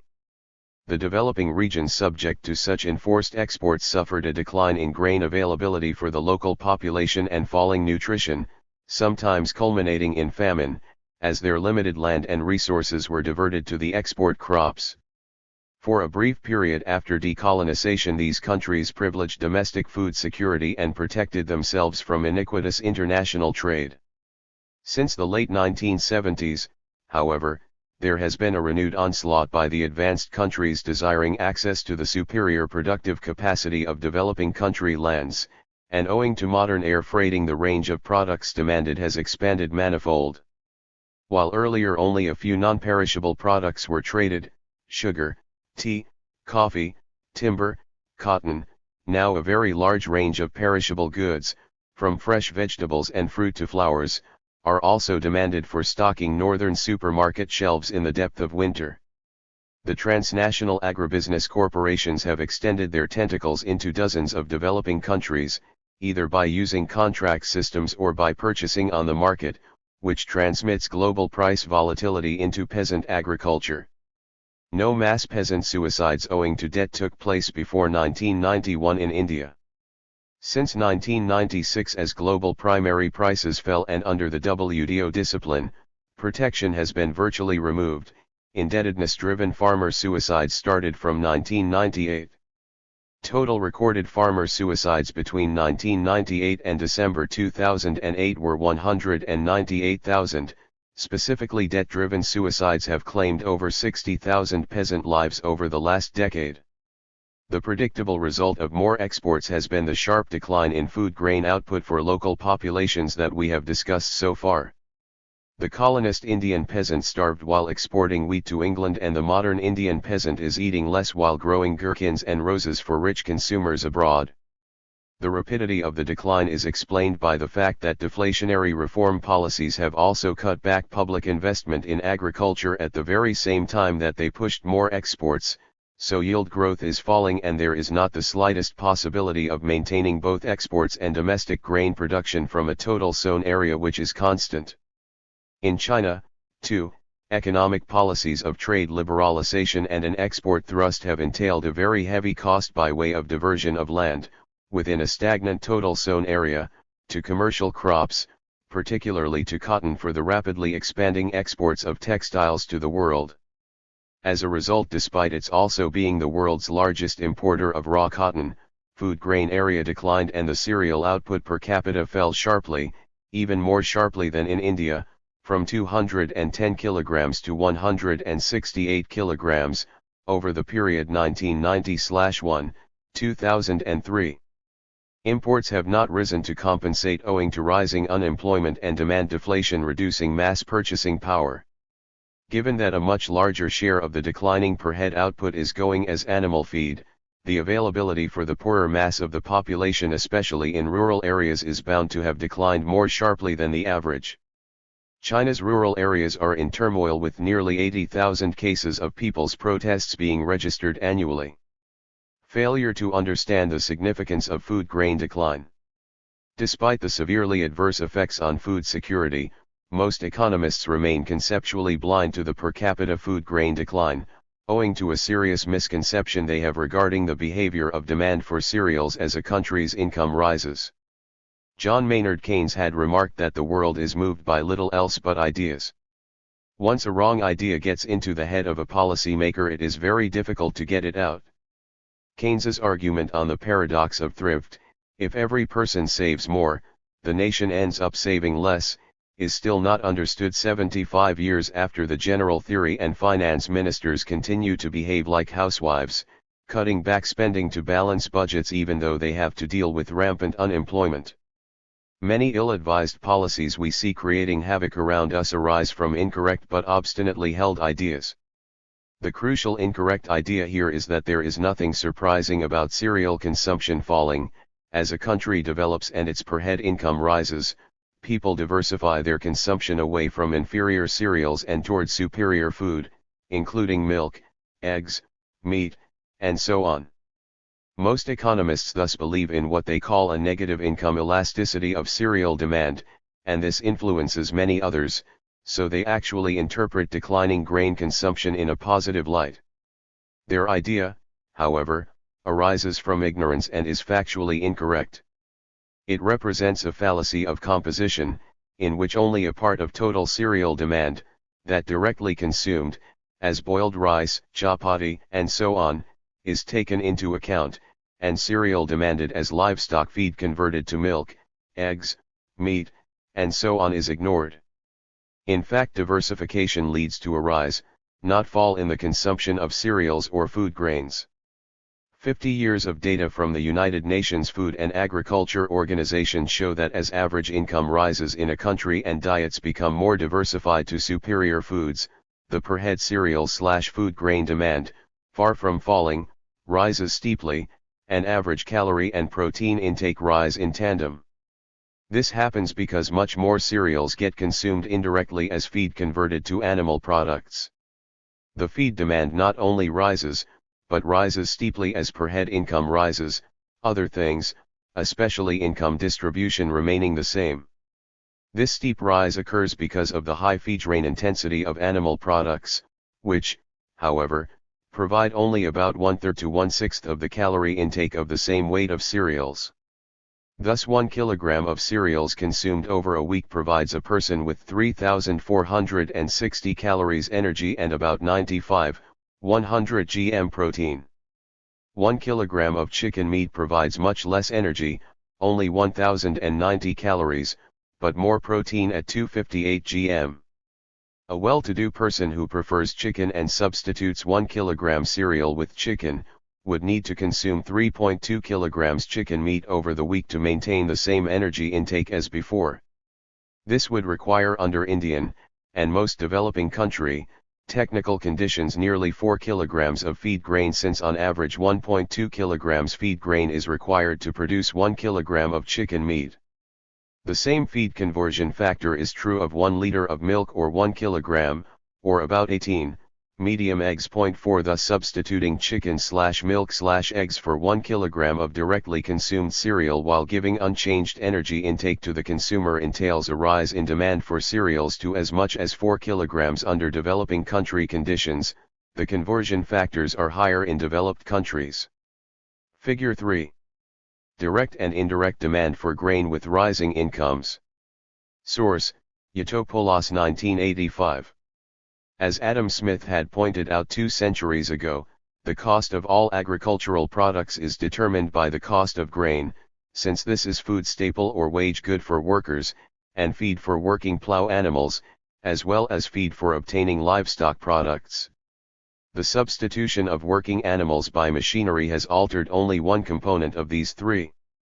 Well-to-do consumers, as they diversify diets towards animal products, thus draw away larger and larger quantities of cereals from direct use to indirect use as feed grain. A rich consumer can end up absorbing in a year, 6 to 7 times the quantity of cereals that a poor consumer can afford. A poor person in India belonging to the bottom one-third of the population ranked by monthly spending is found to consume less than 100 kilograms cereals annually, with only a 20th of this being indirect consumption as animal products, while the richest urban consumer with a Western lifestyle can easily consume 500 kilograms annually, with the bulk of it being indirect consumption as animal products. Panyatopoulos, 1985, had presented this relation in a stylized form, shown as Figure 3. This represents the situation over time in a given country as its average income rises. It can also depict the cross-sectional picture at a given point of time, taking countries at varying levels of average income. There is a well-established international discourse around this relation. The higher the average income of a country, the higher is its cereal consumption and the higher the share of the latter that is indirectly consumed, as the figure shows. The richest country in the world, the United States, consumed nearly 900 kilograms per head of cereals in 2007, of which only 1/8 was directly eaten and 3/5 used as feed converted to animal products, with the balance being processed. Its cereal consumption was more than 5 times higher than the 174 kilograms recorded by India, and its normal least calorie intake, namely, deducting 1000 calories as survival level, was 2.5 times higher than in India. China has been raising its income fast, and by now it converts a massive 115 million tons of cereal output as feed to animal products, compared with less than 10 million tons in India. Its people consume directly as much as Indians do, but owing to more diversified diets they consume nearly 300 kilograms cereals per head, 115 kilograms more than we do, and their average calorie and protein intake is higher. Particularly noteworthy is the fact that by 2007 India's consumption fell below the average for the African countries, as well as below the least developed countries. Owing to higher average direct consumption in India, however, its average calorie intake remained a little above the average of the least developed countries and of Africa. Why has India's average consumption declined to such a low level despite rising average income?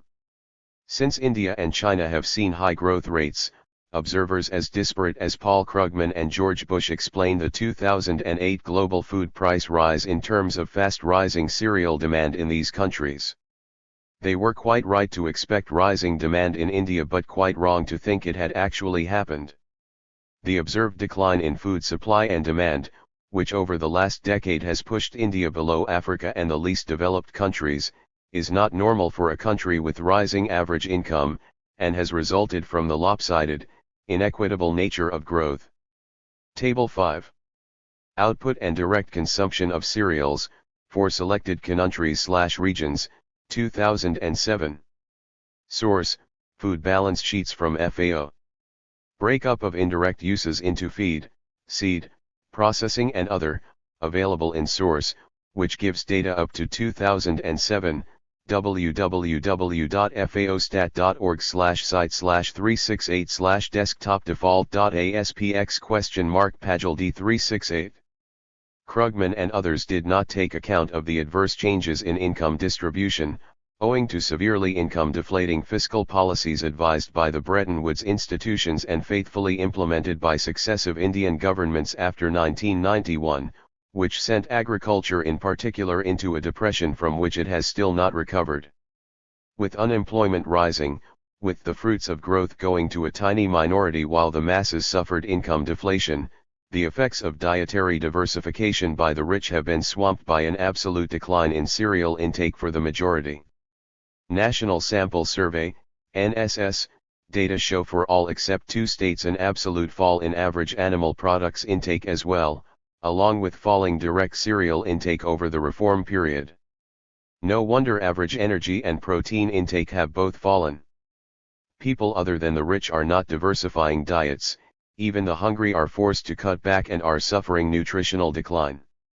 By 2008, the situation was even worse, despite good output. A record 31.5 million tons of food grains were exported plus added to stocks, reducing domestic cereal supply steeply to 156 kilograms per head, substantially lower than the least developed countries. This happened because the global recession raised unemployment and food prices spiraled to lower real incomes, so there was a fresh round of loss of purchasing power. While the least developed countries and African countries are internationally recognized as food insecure, and food is imported, the perception for India is totally at variance with the reality of increasing hunger. For one thing, India's high GDP growth rate is wrongly interpreted as benefiting everyone, whereas it has benefited a minority. For another, official poverty estimates show a misleading decline in poverty, and few people realize that this decline is statistically spurious since it is the result of steadily lowering the standard against which poverty is being measured. 6. The new primitive accumulation and the land question today.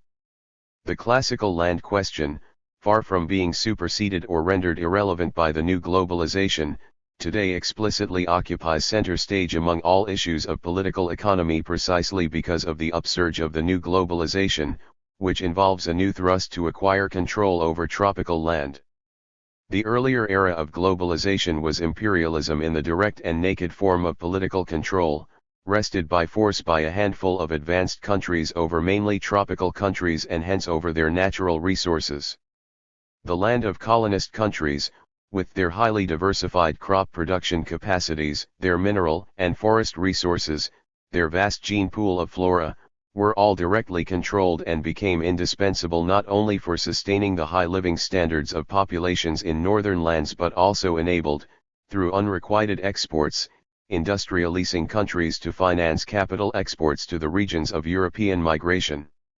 After decolonization an interregnum followed, ranging for different countries from 2 to 4 decades starting from the 1950s and 1960s, when the newly independent developing nations tried to follow a relatively autonomous trajectory of development in order to reverse the earlier decline in living standards of their own populations. This necessarily meant a certain degree of delinking from the earlier international division of labor. The very success of this delinking on the part of the oil-rich developing nations in particular led to a crisis for the advanced industrial economies which heralded a revival of the ideological dominance of financial interests from the late 1970s. Within a few years it has also led to a revival of imperialist adventurism vis-a-vis oil-rich nations, and to a backlash in the form of terrorism. For the majority of the countries of the global south, however, renewed dominance of financial interests and its policies in the core capitalist countries has meant that there is a renewed attempt to control the use of their land, mineral, and other primary resources, through the promotion of an economic discipline of free trade, free capital flows and domestic fiscal contraction. It is an interesting fact that under the regime of free and volatile capital flows, India has recently seen large capital inflows which are not justified by its small current account deficits. It is unable to absorb the inflows by quickly expanding its level of economic activity owing to the simultaneous operation of fiscal discipline that even amounts to contraction. Thus capital inflows simply add to reserves, which are then mainly held in dollar-denominated assets. Much of the capital inflow is debt-creating flows, which means that India is borrowing short at high interest rates and lending long at much lower interest rates, lending mainly to the USA through its investment in U.S. Treasury bills. This difference in earnings amounts on various estimates to at least 2% and up to 4% of Indian GDP, and this is one way in which a transfer is taking place. The global capitalist system has been reeling from crisis to crisis over the last 3 decades, and there is considerably enhanced insecurity of lives in the core capitalist countries. The problem of greatly enhanced capitalist instability is not confined to financial crisis, it originated in the real economy and in turn has had severely adverse implications for the employment and livelihoods of ordinary people. A prolonged agrarian crisis from the mid-1920s heralded the collapse of the pre-First World War global capitalist system during the interwar depression. The agrarian crisis was characterized by falling primary product prices, peasant pauperization, and demand deflation throughout the capitalist world, while only the socialist Soviet Union grew fast. Similarly, a prolonged global agrarian depression has heralded the current financial and economic crisis, the difference being that farmers in developing countries are now the worst affected, since the advanced capitalist countries are today much richer and their farmers receive large subsidies calibrated to the external environment. Having itself created a situation of simultaneous output deceleration and deficient global demand for the masses through its implacable agenda of macroeconomic contraction, finance capital is obliged to seek other modes of expanding its sphere of activity. The late 19th century saw both a long depression and the age of high imperialism, in which hitherto unoccupied parts of the South were carved up and occupied by the leading capitalist powers. Today, as the internal springs of capitalist expansion at the core dry up, we see another offensive to acquire the energy, mineral, and other primary resources of the global South by the capitalist powers, which now include the East Asian late industrializers. The local corporate sector enters into collaboration with the giant transnational companies in this new process of primitive accumulation. This process has been variously called accumulation through encroachment and accumulation through displacement. Such a process of displacement of peasants from their land is also very clearly visible in China, but for different reasons, because for nearly the last 3 decades official policy has encouraged private profit-seeking and the exclusion of earlier egalitarian policies. 7. Concluding remarks. I have argued elsewhere that the principal contradiction is shifting rapidly in the agrarian sphere to that between the peasantry and workers on the one hand and imperialism with its local landed collaborators on the other. Many people in the left who are not familiar with the idea or analysis of contradictions feel alarmed because they think that the land question is being put on the back burner. Nothing could be further from the case. They should remember that when the principal contradiction shifts to that between all the toiling masses and imperialism, it means that this contradiction is the one, whose existence and development determines and influences the existence and development of all other contradictions, Mao Zedong and including what was earlier the principal contradiction. There is a direct onslaught today on peasant and tribal resources, both land and water, by the corporate sector. The restrictions on land ownership by non-cultivators, where they existed, have been removed by state governments, and ceilings on land holdings have been rolled back in many states to facilitate the entry of agribusiness corporations. The peasantry is losing land against debt on a massive scale, and despite asset loss is getting pushed further and further down into the mire of hunger. Even the former rich peasants and surplus producers are facing steeply falling profitability and have started leasing out land on hunger rents to dispossessed peasants. The earlier phase of capitalist development in agriculture in India, marked by the rise of capitalist farming from within the peasant classes, as well as the emergence of landlord capitalism, has virtually ended owing to the steeply falling profitability of direct capitalist cultivation. Reverting to extracting surplus through land rent and usurious interest is once again the order of the day, and peasant pauperization is seen once more. The clearest indicator that the principal contradiction is changing is provided by the very fact of the agrarian crisis itself, which in its scale, generalist nature affecting all the peasantry and its depth is quite unprecedented. This ongoing crisis is the direct outcome of the implementation of the neoliberal reform policies and trade liberalization detailed above.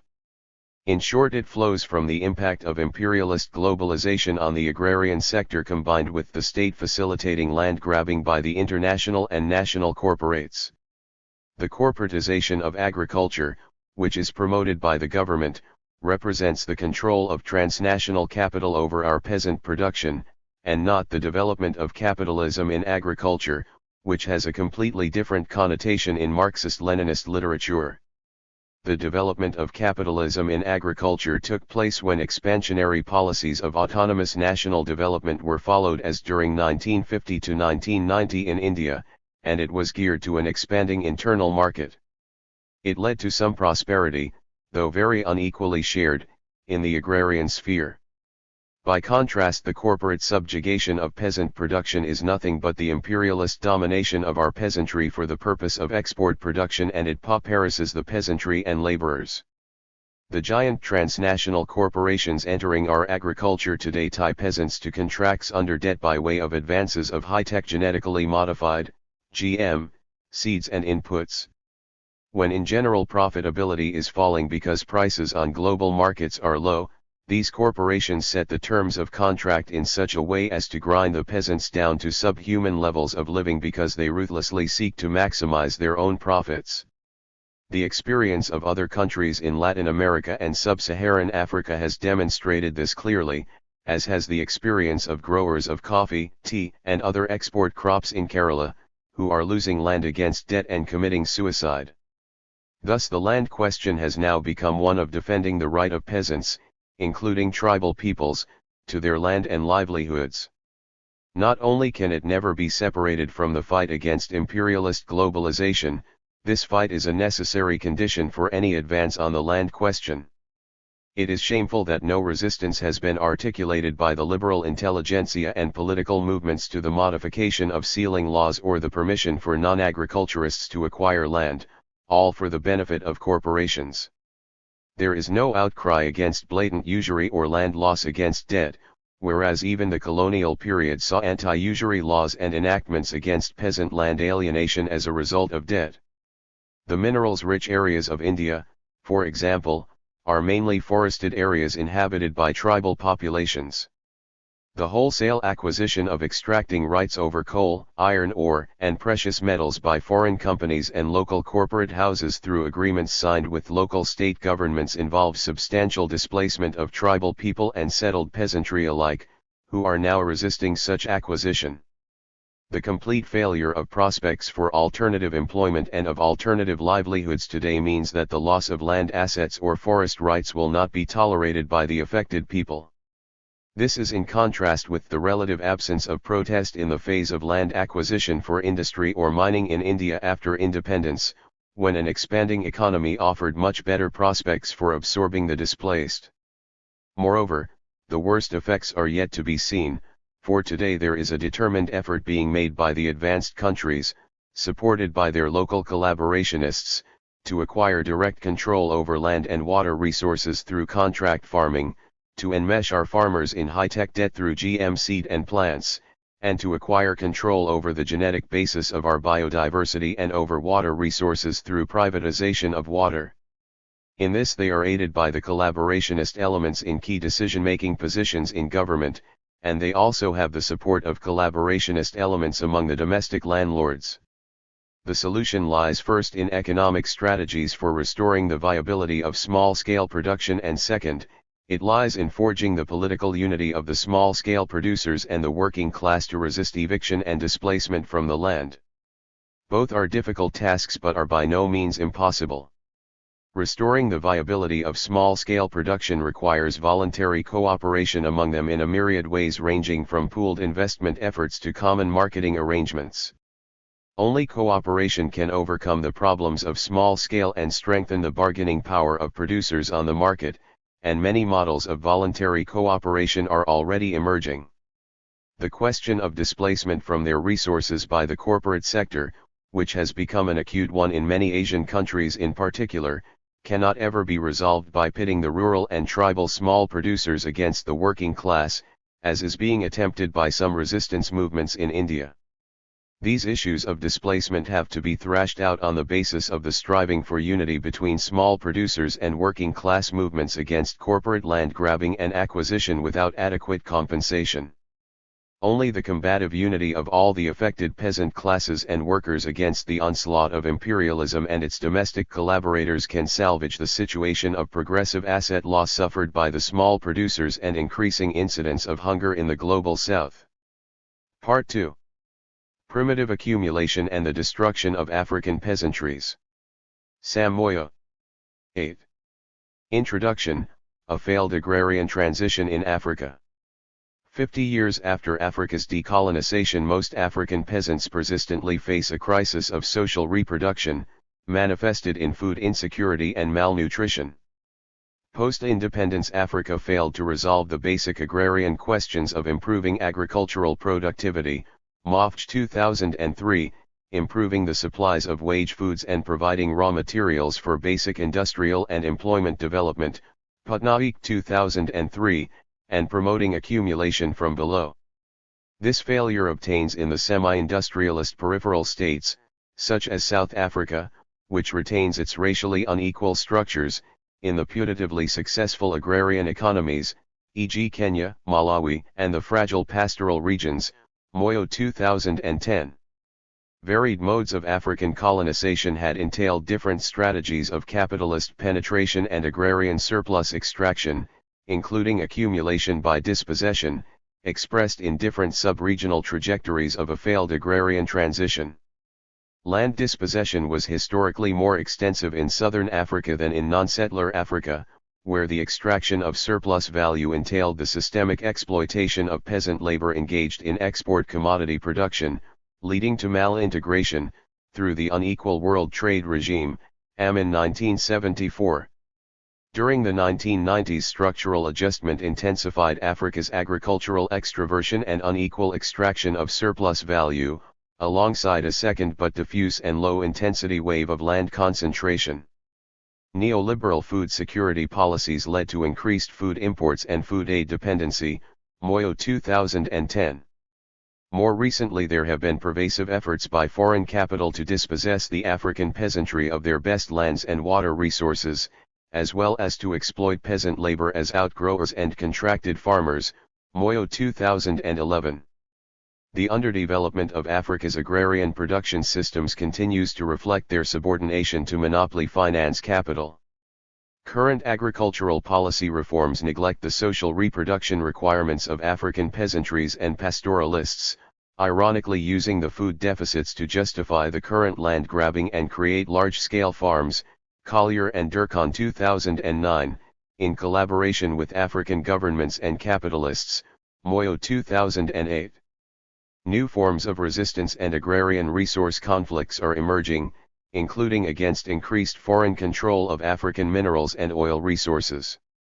This long-drawn process of accumulation by dispossession and super-exploitation of labor, Moyo forthcoming, has its parallels elsewhere, as elucidated by Utsa Patnaik, see Part 1. 9. Primitive accumulation by dispossession in colonial Africa 1. Africa of the labor reserves, Amin 1972, or settler Africa, mainly South Africa, Rhodesia, Namibia, Kenya, Algeria, etc., had by the 1960s witnessed the first African wave of extensive land grabbing by European settlers. Settler colonial states created large-scale commercial farming systems based on private property rights. These were assigned mainly on individual family-operated farms, which were spatially segregated from the black African communal areas, and included some enclaves of agro-industrial estates, which were subsidized by the state. African peasants' land dispossession by the British South Africa Company and others led to widespread displacement and landlessness, which ensured the super-exploitation of cheap labor, compelled economically and otherwise, while destroying the peasant economies. Settler estates were also created in the Lusophone territories, Mozambique and Angola, and on a smaller scale in various migrant labor-sending states, e.g. Malawi, Zambia, Mozambique. While these developments did not lead to the complete dispossession of peasant lands, such dispossession was extensive enough to undermine the peasantry, almost completely in South Africa, leading to the creation of a migrant labor system in Southern Africa. This resulted not in enclavity, but a functional dualism which subjugated labor while repressing peasant farming. Accumulation from above through land dispossession and displacement of the peasantry, and through economic and extra-economic coercion of labor in former settler colonial countries, epitomized the first wave of alienation in southern Africa, from the 18th century until mid-1900. Given a veneer of legality by the British Crown, European settlement led to monopolistic control over national water resources and public infrastructural investments. This control was buttressed by the dominant white settler ideology and state, society relations which were defined by the policies of racially discriminatory private property rights and state investments that favored the large-scale farms while undermining the remaining peasants through discriminatory commodity markets. This shifted the production of food from peasants towards large farmers producing wage food commodities that were supported by state marketing boards and European merchants. This mode of accumulation and political rule by the Southern African state, including its institutions of taxation and social security, was racially discriminatory, undemocratic, and repressive. Mkandahire 2011. This placed the burden of social reproduction on underpaid labor and the peasantries, in a subsidy on capital. In non-settler Africa, two broad land alienation histories prevailed through an indirect mode of colonial rule, Amin 1972, Mamdani 1996. In Africa of the concessions, largely in Central Africa, land alienation by European trading and mining companies led to the creation of a few significant enclaves formed around agricultural plantations, with rudimentary agro-processing facilities, as well as raw mineral extraction enclaves. The mode of primitive accumulation entailed raw material plunder and limited infrastructural investments.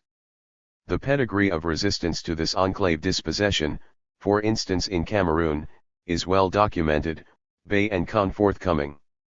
Elsewhere, in Africa of the economie de traite, Amin 1974, which evolved from 2 centuries of European mercantilism, there was widespread African resistance to Lord Lugard's attempts to alienate land in West Africa, Mamdani 1996. This led to the pervasive growth of petty, agricultural, commodity production, among differentiated peasantries, Bernstein 2002, or small cultivators, Mofch 2003. This mode of colonization also entailed institutionalist labor migration, albeit not backed by land alienation, including the incorporation of migrant farmers from northern territories of West Africa into the coastal and forest regions' economies. This led to the creation of diverse peasantries, including independent lineage family producers, farming labor tenancies and various forms of sharecropping arrangements, Amanur 2008. Smaller-scale agricultural estates, e.g. for palm oil, also emerged in various countries. Nonetheless, the pockets of semi-feudal agrarian structures persisted, e.g. northern Nigeria, Ethiopia, and/or were created under colonial rule, e.g. Uganda. This colonialization matrix brought diversity to Africa's agrarian transition in relation to land alienation, production structures, labor relations, and patterns of largely extroverted and disarticulated accumulation, Amin 1974. 10. Primitive accumulation and expanded reproduction? In general, from the 1960s, post-independence governments halted the pace of primitive accumulation through land alienation, Shivji 2009, by nationalising colonially alienated lands and creating state-derived leasehold land tenure systems on remaining estates. This restricted foreign land ownership and also slowed down the commodification of agricultural lands. Most colonial efforts to create freehold private property regimes were stalled, although they were sustained in some countries, e.g. Côte d'Ivoire and Kenya, Kanyinga 2000. Most independence governments abolished the exploitative labor regimes by rescinding poll taxes and other farming taxes, and by reversing the institutionalist labor migration systems. Moreover, armed struggles in Mozambique and Angola culminated in substantial land redistribution, although this was inadequate in countries such as Kenya and Zimbabwe, until 2000. Independent states sought to promote expanded reproduction among the peasantry and new large-scale farms. From the 1970s, the modernization of agriculture was largely pursued through bimodal farming strategies, which sought to nurture middle and larger-scale capitalist agricultural production systems alongside peasant subsistence farming. The large-scale farming comprised a few state and privately owned estates, some inherited nationalist colonial agricultural estates, e.g. in Tanzania, Malawi, and others created through land redistribution, e.g. in Kenya, or alienation of customary lands, e.g. Botswana, Malawi. This diverted national resources away from the peasantries, although a degree of productivity growth was promoted among peasants. The dual objective of agrarian reforms in such states was to 1. Enable state accumulation from agricultural surplus values, and 2. Deepen the extroverted focus of African agriculture by expanding export cropping in order to increase foreign exchange earnings so as to pay for a growing import substitution industrialization (ISI) process. State marketing boards and input support programs were the channels used to extract substantial shares of the agrarian surpluses, purportedly for various national industries and other development schemes, Shivji 2009. Yet, even national agrarian capitalists were subordinated to the extraction of surplus value by transnational agribusiness corporations, which were protected by centralist state marketing regulations. Surplus extraction continued to be at the expense of the super-exploitation of African peasantries, Shivji 2009, and through the cheap labor provided to large estates.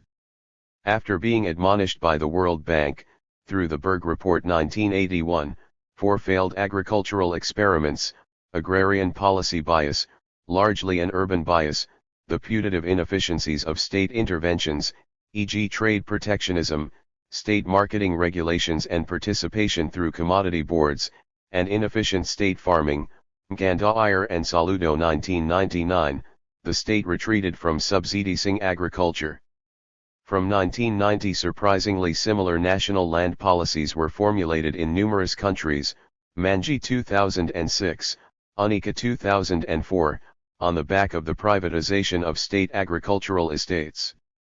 Simultaneously, numerous domestic capitalist farming elites procured, or grabbed, middle-sized farmlands, and a few foreign capitalist farmers and corporations established large farms in some African countries, e.g. South Africans in Mozambique and South Africa, putatively in pursuit of expanding, traditional and, non-traditional exports, Moyo 2008. Countries such as Mozambique, Tanzania, and Zambia were now concessioning off peasant lands, reversing earlier land nationalizations, while Botswana, which after independence had redistributed some of its few white-owned large-scale commercial farms, was expanding its large-scale ranching by dispossessing pastoralists of their land and water resources, Malomo 2008. This second wave of land alienation led to land dispossession and the displacement of significant numbers of peasant families, albeit in more scattered and smaller enclaves than in the first colonial wave of land grabbing in settler Africa. This process was popularly resisted, including through armed rebellion, albeit unsuccessfully given the feeble response of the burgeoning national civil societies, Moyo and Yaros 2005. During the late 1990s and early 2000s the commodification of land, through the appropriation and conversion into private property of land held under customary tenure systems, was leading to new land markets, but largely in newer enclaves. The orthodox view was that the absence of clear tradable landed property rights limited tenure security, and constituted a barrier to agricultural investment and food security, Mayatad Hala 1994. African countries pursued land tenure reforms as part of the package of trade liberalization and of deregulating domestic markets and investment policies. African land tenure systems, wrongly characterized as communal, insecure, and unbankable, continue to be identified as an underlying obstacle to agricultural development or investment into technologies which intensify productivity. Allegedly, the systems undermine individual incentives and restrict the mobilization of agricultural finance. Some African states sought to address this through formalizing and individuating land tenures, titling, as well as establishing larger-scale commercial farmers and, more recently, through initiatives to decentralize the governance of land, Amaner and Moyo 2008, although empirical evidence on the land tenure, investment constraint was poorly grounded, Mayatad Hala 1994. Most of these tenure reforms collapsed. Unequal land distribution, which had generally been conceived as a problem of former settler colonies, Mofch 2003, was spreading elsewhere in Africa as the concentration of land holdings emerged incrementally over time, through piecemeal state expropriations of land, formal land markets and informal land sales and rentals, derived from internal social differentiation and state support, Moyo 2008. Land ownership inequities reflected growing class, gender, and ethno-regional cleavages, as well as other power relations based on various social hierarchies, creating localized land scarcities and landlessness. Kanyinga 2000, Kanyangolo 2005, Amano 2008. Restricted access to land by small producers became a key obstacle to agricultural productivity growth and social reproduction. By the turn of the 21st century, however, such unequal land distribution represented neither large-scale land alienation, nor widespread landlessness, nor full proletarianization outside former settler colonial Africa, but a socially significant and diffuse structure of land concentration which, legitimate by national land policies, marginalized substantial sections of the peasantry. In settler Africa, extensive land expropriation and the systematic regulation of migrant labor, through organized recruitment and peasant taxation, was intended to set in motion a proletarianization process in the entire southern Africa region, Origi 1973, but it eventually amounted to a semi-proletarianization process, Sibanda 1988, Moyo and Yaros 2005, especially in South Africa's neighboring countries, which constituted its regional periphery. The multiple social costs of expanding large-scale and plantation farming, besides land alienation, included depressed labor and income regimes, malnutrition, and the marginalization of the urban poor and peasants. 3 decades of neoliberal policies entrenched the system, as land redistribution was limited, until Zimbabwe's fast-track land reform in the 2000s, Moyo 2011. The adoption of structural adjustment programs, widespread in virtually all African countries by 1990, not only rolled back state protection of land rights and state support to the peasantry, it also imposed a food security policy framework which reversed previous preoccupations with enhancing national food self-sufficiency based on national production, claiming that a market-based process would be accommodative of national and household food supplies and access processes. Kalabwani 2005. Countries were exhorted to produce their own food only if they could do so efficiently, and they were not allowed to spend on storing food, since they could import food as and when needed. Keeping grain reserves was considered an irrational cost, since monies would be kept aside to procure the required food. Many countries drained their public grain reserves. A number of countries were considered to have a comparative advantage in producing traditional and new exports, on which they should focus instead. Peasant families were encouraged to diversify their means of securing income or cash, through farm and non-farm livelihoods, to procure food, with only the capable small farmers encouraged to produce their own food and sell surpluses to net food buyers.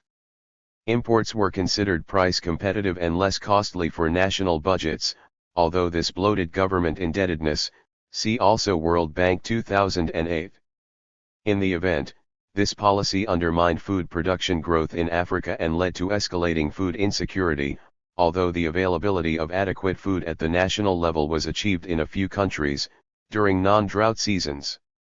Household access to food for many was impossible on the market, while a few vulnerable social groups were provided with targeted food aid. Unsurprisingly, large-scale and better-off small farmers, who dominated the production and sale of domestic food, increasingly shifted towards agricultural exports, and national food imports increased. Access to food increasingly reflected class-based income inequalities, Mkandawire and Motlisa 1993, exacerbated in the mid-2000s by the so-called food price crisis. The anti-developmental stance of African agrarian policies undermined the capacity of the small producers and the state to deepen technological transformation, while overall structural adjustment policies led to income deflation through wage repression and reduced public expenditure, particularly in rural areas, to below 5% of their budgets, and the raising of food and farm input prices relative to wages, Patnaik 2008. Indeed, the state retreated from financing credit, or the marketing infrastructure, from subsidizing inputs or supporting technology generation and extension, as well as from financing various non-agricultural props for agricultural production and consumption, such as rural development and social welfare, consumption, transfers to the poor. The inadequacy of public investments in rural and agricultural infrastructure, such as irrigation, rural transport, and bulk food storage facilities, and in ancillary services such as electricity, placed a critical constraint on the capacity of peasants to expand the production of and access to food. This, alongside trade liberalization, reduced the purchasing power of the poor and restricted multipliers such as employment and incomes, leading to repressed local demand for peasant produce and farm inputs. Patnaik 2008. Continued malintegration into the unequal relations of the world capitalist system, including through unequal trade relations, thus entrenched domestic inequities and a crisis of peasant social reproduction. Shivji 2009. The recent crisis of capitalism, including the volatility of and increases in the world food and inputs prices, has served to deepen the dispossession and super-exploitation of millions of African peasants.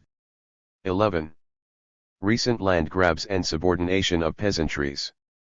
A major reaction of capital to the recent food price crisis has been a new scramble for land in Africa, mainly to produce food and biofuels for export, using the large estate production model.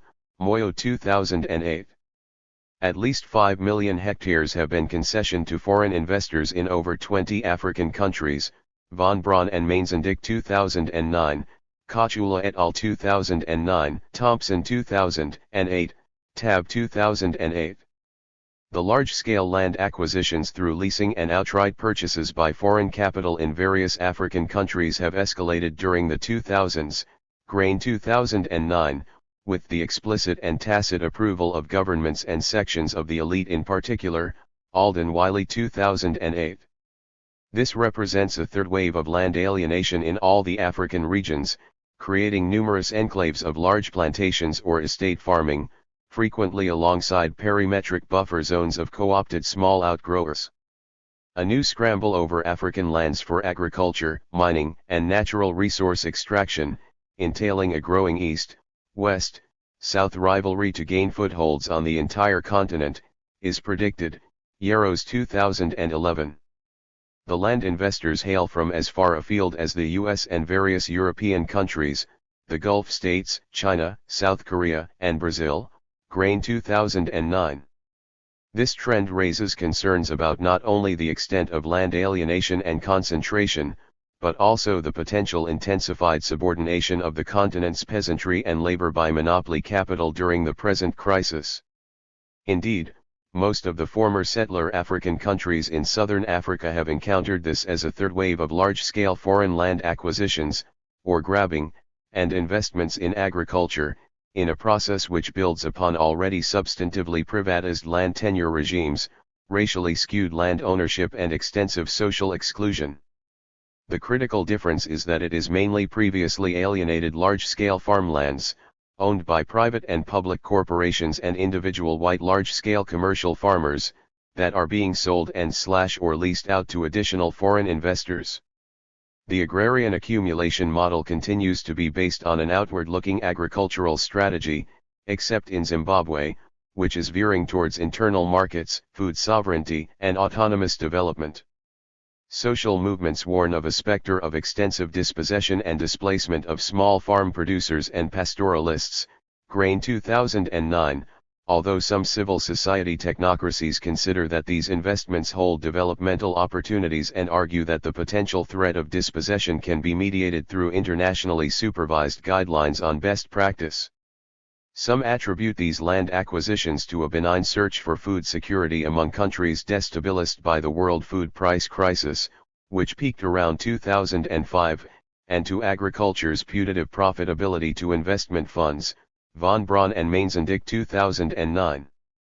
Others glorify the green motives of such capital exports in search of allegedly clean fuels. It is also claimed that these foreign investments are an opportunity to reverse the stagnation of agricultural productivity and food insecurity in Africa. World Bank 2010, Kachula et al. 2009, and that they are necessary to reorient Africa's growth trajectory and to save the bottom billion. Collier 2007. Yet, land alienation in favor of agribusiness is primarily extroverted towards the production of new exports, such as biofuel, food grains, timber, and tourism, which alongside the mining concessions are at the expense of the needs of existing social networks of poor and middle peasant households. These discourses underplayed alternate endogenous agrarian reforms towards accumulation from below. The current land grabbing is also justified by tendentious claims that there is abundant and unutilized land and natural resources, which are presumed to have no formal owners. Von Braun and Mainzendick 2009. Such land alienation builds upon long-standing colonial-era attempts to reform agricultural lands, natural resources, and tenure system by establishing private property rights and land markets, which are considered the sine qua non of agricultural investment. Indeed, the neoliberal land policy reforms unleashed during the 1990s had resuscitated the land commodification agenda and laid the legal and political basis for the current wave of land alienation. This recent food supply problem is thus being addressed through expanding agribusiness food production activities, including area expansion in the south, and the displacement of small food producers. These processes further divert financial and related resources away from small producers. Patnaik 2008, Tab 2008. Most international financial and food aid institutions seek increased aid monies to lend to the food crisis-ridden and riot-stricken poor countries for grain imports, as well as to finance more food aid. This would increase imports from the West, alongside cash transfers to the poor to buy food from abroad and from local surplus areas. Rather than mobilize financial aid and truly concessional loans to support small farmers to increase food production in the South, this strategy would augment and refinance agribusiness's dominance of food production and entrench the intensive capital energy food system. For instance, consumers in the SADC region remain captive to food and inputs prices set in South Africa, and provide malnourished cheap labor to the South African and the region's enclaves.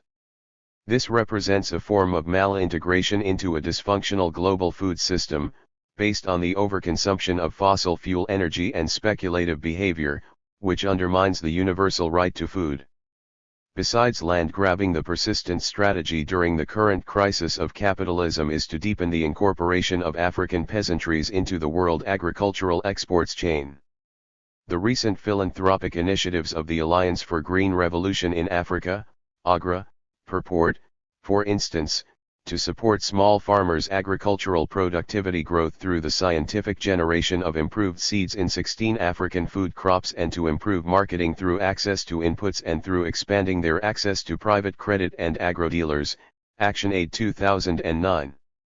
This strategy is embedded into capital's technological and commodity monopolies because it includes the monopolistic generation of hybrid and genetically modified seed technologies rather than their mass generation at fair cost by and for small producers. This market-led strategy for promoting peasant productivity by supporting small farmers' production systems cannot reverse the systemic sources of agrarian accumulation, given the state's limited capacities to regulate agrarian capital and reverse unequal agrarian trade relations. Instead, this peasant-friendly, market-based green revolution deepens the peasantry's subordination to the world agribusiness oligopolies. It has also become evident that ecological imperialism and the effects of the north-driven climate change agenda are increasingly being marshaled against agrarian accumulation from below. The introduction through aid of carbon trading measures seeks to put more African land and biodiversity under external control, leading to the further displacement of peasantries. Already, climate change could limit the size of maize growing areas in the SADC region, RHVP 2007, while the region's preparedness for the anticipated effects of climate change is limited. The suggested adaptations could entail the relocation of peasants to areas with the agroecological potential to produce food. The construction of new infrastructures and technologies adapted to reducing growing seasons in some areas and their increase elsewhere in relation to water losses and gains are a prerequisite. This promises the continued marginalization of peasants, while public investment in agrarian adaptation remains limited. Recent mainstream debates on Africa's failed agrarian transition, its so-called agricultural and food crises, tended to narrowly attribute them to Africa's presumed ecological limitations, land tenure deficiencies and the putative technological backwardness of peasant producers, Collier and Durkheim 2009. These debates have neglected to consider the effects of land alienation, the super-exploitation of labor, Shivji 2009, the result of unequal trade relations, Amin 1974, or the absence of positive agrarian policy interventions such as are found in the North. The longer-term historical process of land dispossession and surplus value extraction, which limits industrial and agricultural productivity growth and has been prevalent since the advent of colonial state transfers of resources from the South, is illogically used to argue that African farming should follow its supposed comparative advantage.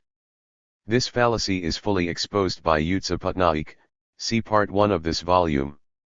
Trade liberalization, unfair competition with subsidized imports and the speculative manipulation of agricultural commodity markets have destroyed various productive industrial and agricultural activities in Africa. The increased production and importation of elite consumer goods, at the expense of locally produced traditional goods, reinforces this disarticulation, Patnaik 2008, leading to further deindustrialization and high unemployment levels in Africa. Meanwhile, income deflation arose from a secular shift in terms of trade against petty producers of primary commodities, especially of peasants' food and export crops, through monopoly capital's pricing practices, and in relation to their oligarchic control of agricultural commodity markets, Patnaik 2008, 7. African farmers had in general already been exposed to global competition from heavily subsidized farmers in the North, ActionAid 2007, and exports were and are subjected to punitive non-tariff barriers, Ng and Yates 1996. The net result has been wage recession and income deflation, leading to the compression of domestic agricultural demand during the 1990s. This was exacerbated in the 2000s by the world food crisis. The world food system, which is itself a deeply integrated and oligopolistic agro-industrial complex, had for long survived a real terms decline in food prices, based on subsidized food overproduction in the West, Tab 2008, amid repressed food consumption and production in the South, Patnaik 2003. The recent real increase in oil prices has triggered the shifts in the uses of food to produce agrofuels, which has influenced increases in the prices of land. Continued trade protectionism, subsidized exports, and imposed structural adjustments, which are propped up by the food aid system, were key to repressed food production in the South.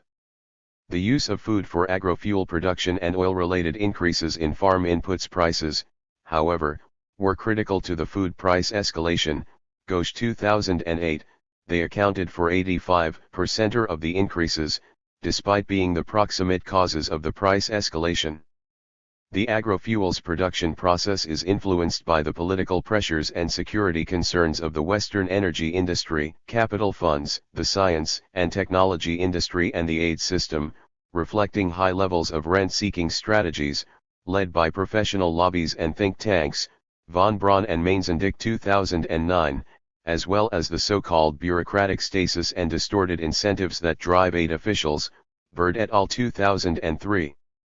The underlying driver, however, was finance capital's speculation in oil and other commodities, Tab 2008, Ghosh 2008, including futures, which led to pricing commodities regardless of their actual physical supply and consumption. Wider systemic mechanisms drove the underproduction of food in the South and the related food price increases, given that the global food system is embedded in financial and commodity markets. Indeed, the recent export of capital to Africa for the exploitation of agricultural land, water, minerals, and other natural resources reflects the escalation of capital's speculative tendency to accumulate by dispossession, in the wake of the collapse of the housing, energy, and secondary financial markets. The effects of the long crises of the oligopolistic capitalist system, Tab 2008, Ghosh 2008, Patnaik 2008, Moyo 2010, have been to undermine the African peasantry and agriculture in general and depress social and food consumption in particular. Rather than enhance the participation of the majority of small producers, African agrarian reforms mainly seek commodity market and land tenure reforms, which deepen the continent's integration into the unequal world food system, exposing it to the current land grabbing. 12. Alternatives during the neoliberal crisis.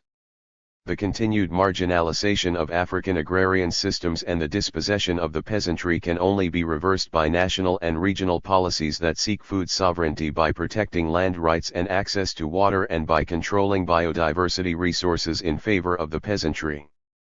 However, radical responses to land alienation, the food crisis and the demise of the peasantry in Africa that are not donor-led are few, while the activism of social movements has in general failed to reverse land dispossession. Popular responses, particularly resistance to the inequitable grabbing of land, such as land occupations and other forms of struggle for access to resources, are mostly isolated and localized, although some are gaining momentum. Moyo and Yarrow's 2005, Patel forthcoming. Rebuilding the African peasantry is a key front of resistance to the ongoing primitive and wider capitalist accumulation that is happening to the detriment of Africa's agrarian transition. Its production is based on self-employed family labor and wage remittances on family-owned lands, with the purpose of providing foods and other products primarily for self-consumption. In some cases, peasantries have been resilient, even under structural adjustment policies and through various world commodity price crises, even though their outputs have been insufficient. Mofch 2003. During the crisis they continue to mobilize a family and other kinship labor, nurture biological, seed, and other local resources, and adopt new crops and technologies, especially locally adapted ones, in order to expand low-energy intensive agricultural production for their social reproduction. Mofch 2003, despite the withdrawal of state support and the persistence of unfavorable terms of trade. A few recent agrarian reforms have broken with Bretton Woods' advice to promote market-based agricultural productivity growth and land reform. In Malawi, the state's input subsidy program led to peasants expanding staple grain production, even though this benefited agribusiness input suppliers. Alongside this, the expropriatory land reforms in Zimbabwe have led to extensive land distribution and deep structural change in agrarian relations. Moyo 2011, Skoons et al. 2010. However, both efforts remain tied into the neoliberal policy framework, in which dominant monopoly finance capital drives supplies of agricultural seeds, technologies, and credit, at the expense of autocentric development. The required alternative prioritizes food sovereignty and the sustainable use of resources by autonomous small producers in a system where democracy is inclusive and substantive and based on social progress. Alternative developmental approaches to agrarian transformation will require policies that direct the choice of agricultural commodities produced for social gains, supported by the redistribution of the means of food production, particularly of land, but also inputs such as seeds and water.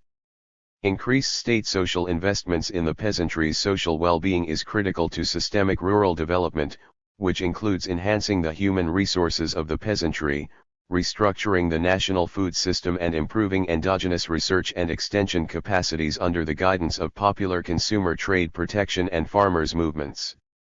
New regional integration strategies based on holistic agrarian reforms and aimed at collectively reversing the decline of domestic food production and food consumption, including protection from external shocks and dependency, are crucial.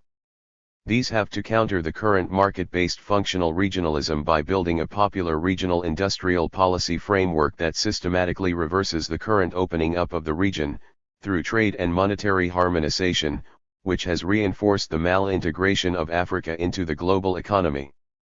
The autonomous generation of sustainable agricultural technologies and the increased domestic supply of inputs that are focused on domestic food and local industries are essential to counter the dominance of monopoly finance capital in agricultural commodity and input markets, as well as over land. Food sovereignty requires policies which defend the African peasantry's land rights and the internal home markets. 13. Conclusion. Africa's failed agrarian transition primarily concerns the failure to produce adequate food for consumption by its urban and rural working peoples, and to provide raw materials for protected domestic and regional industries.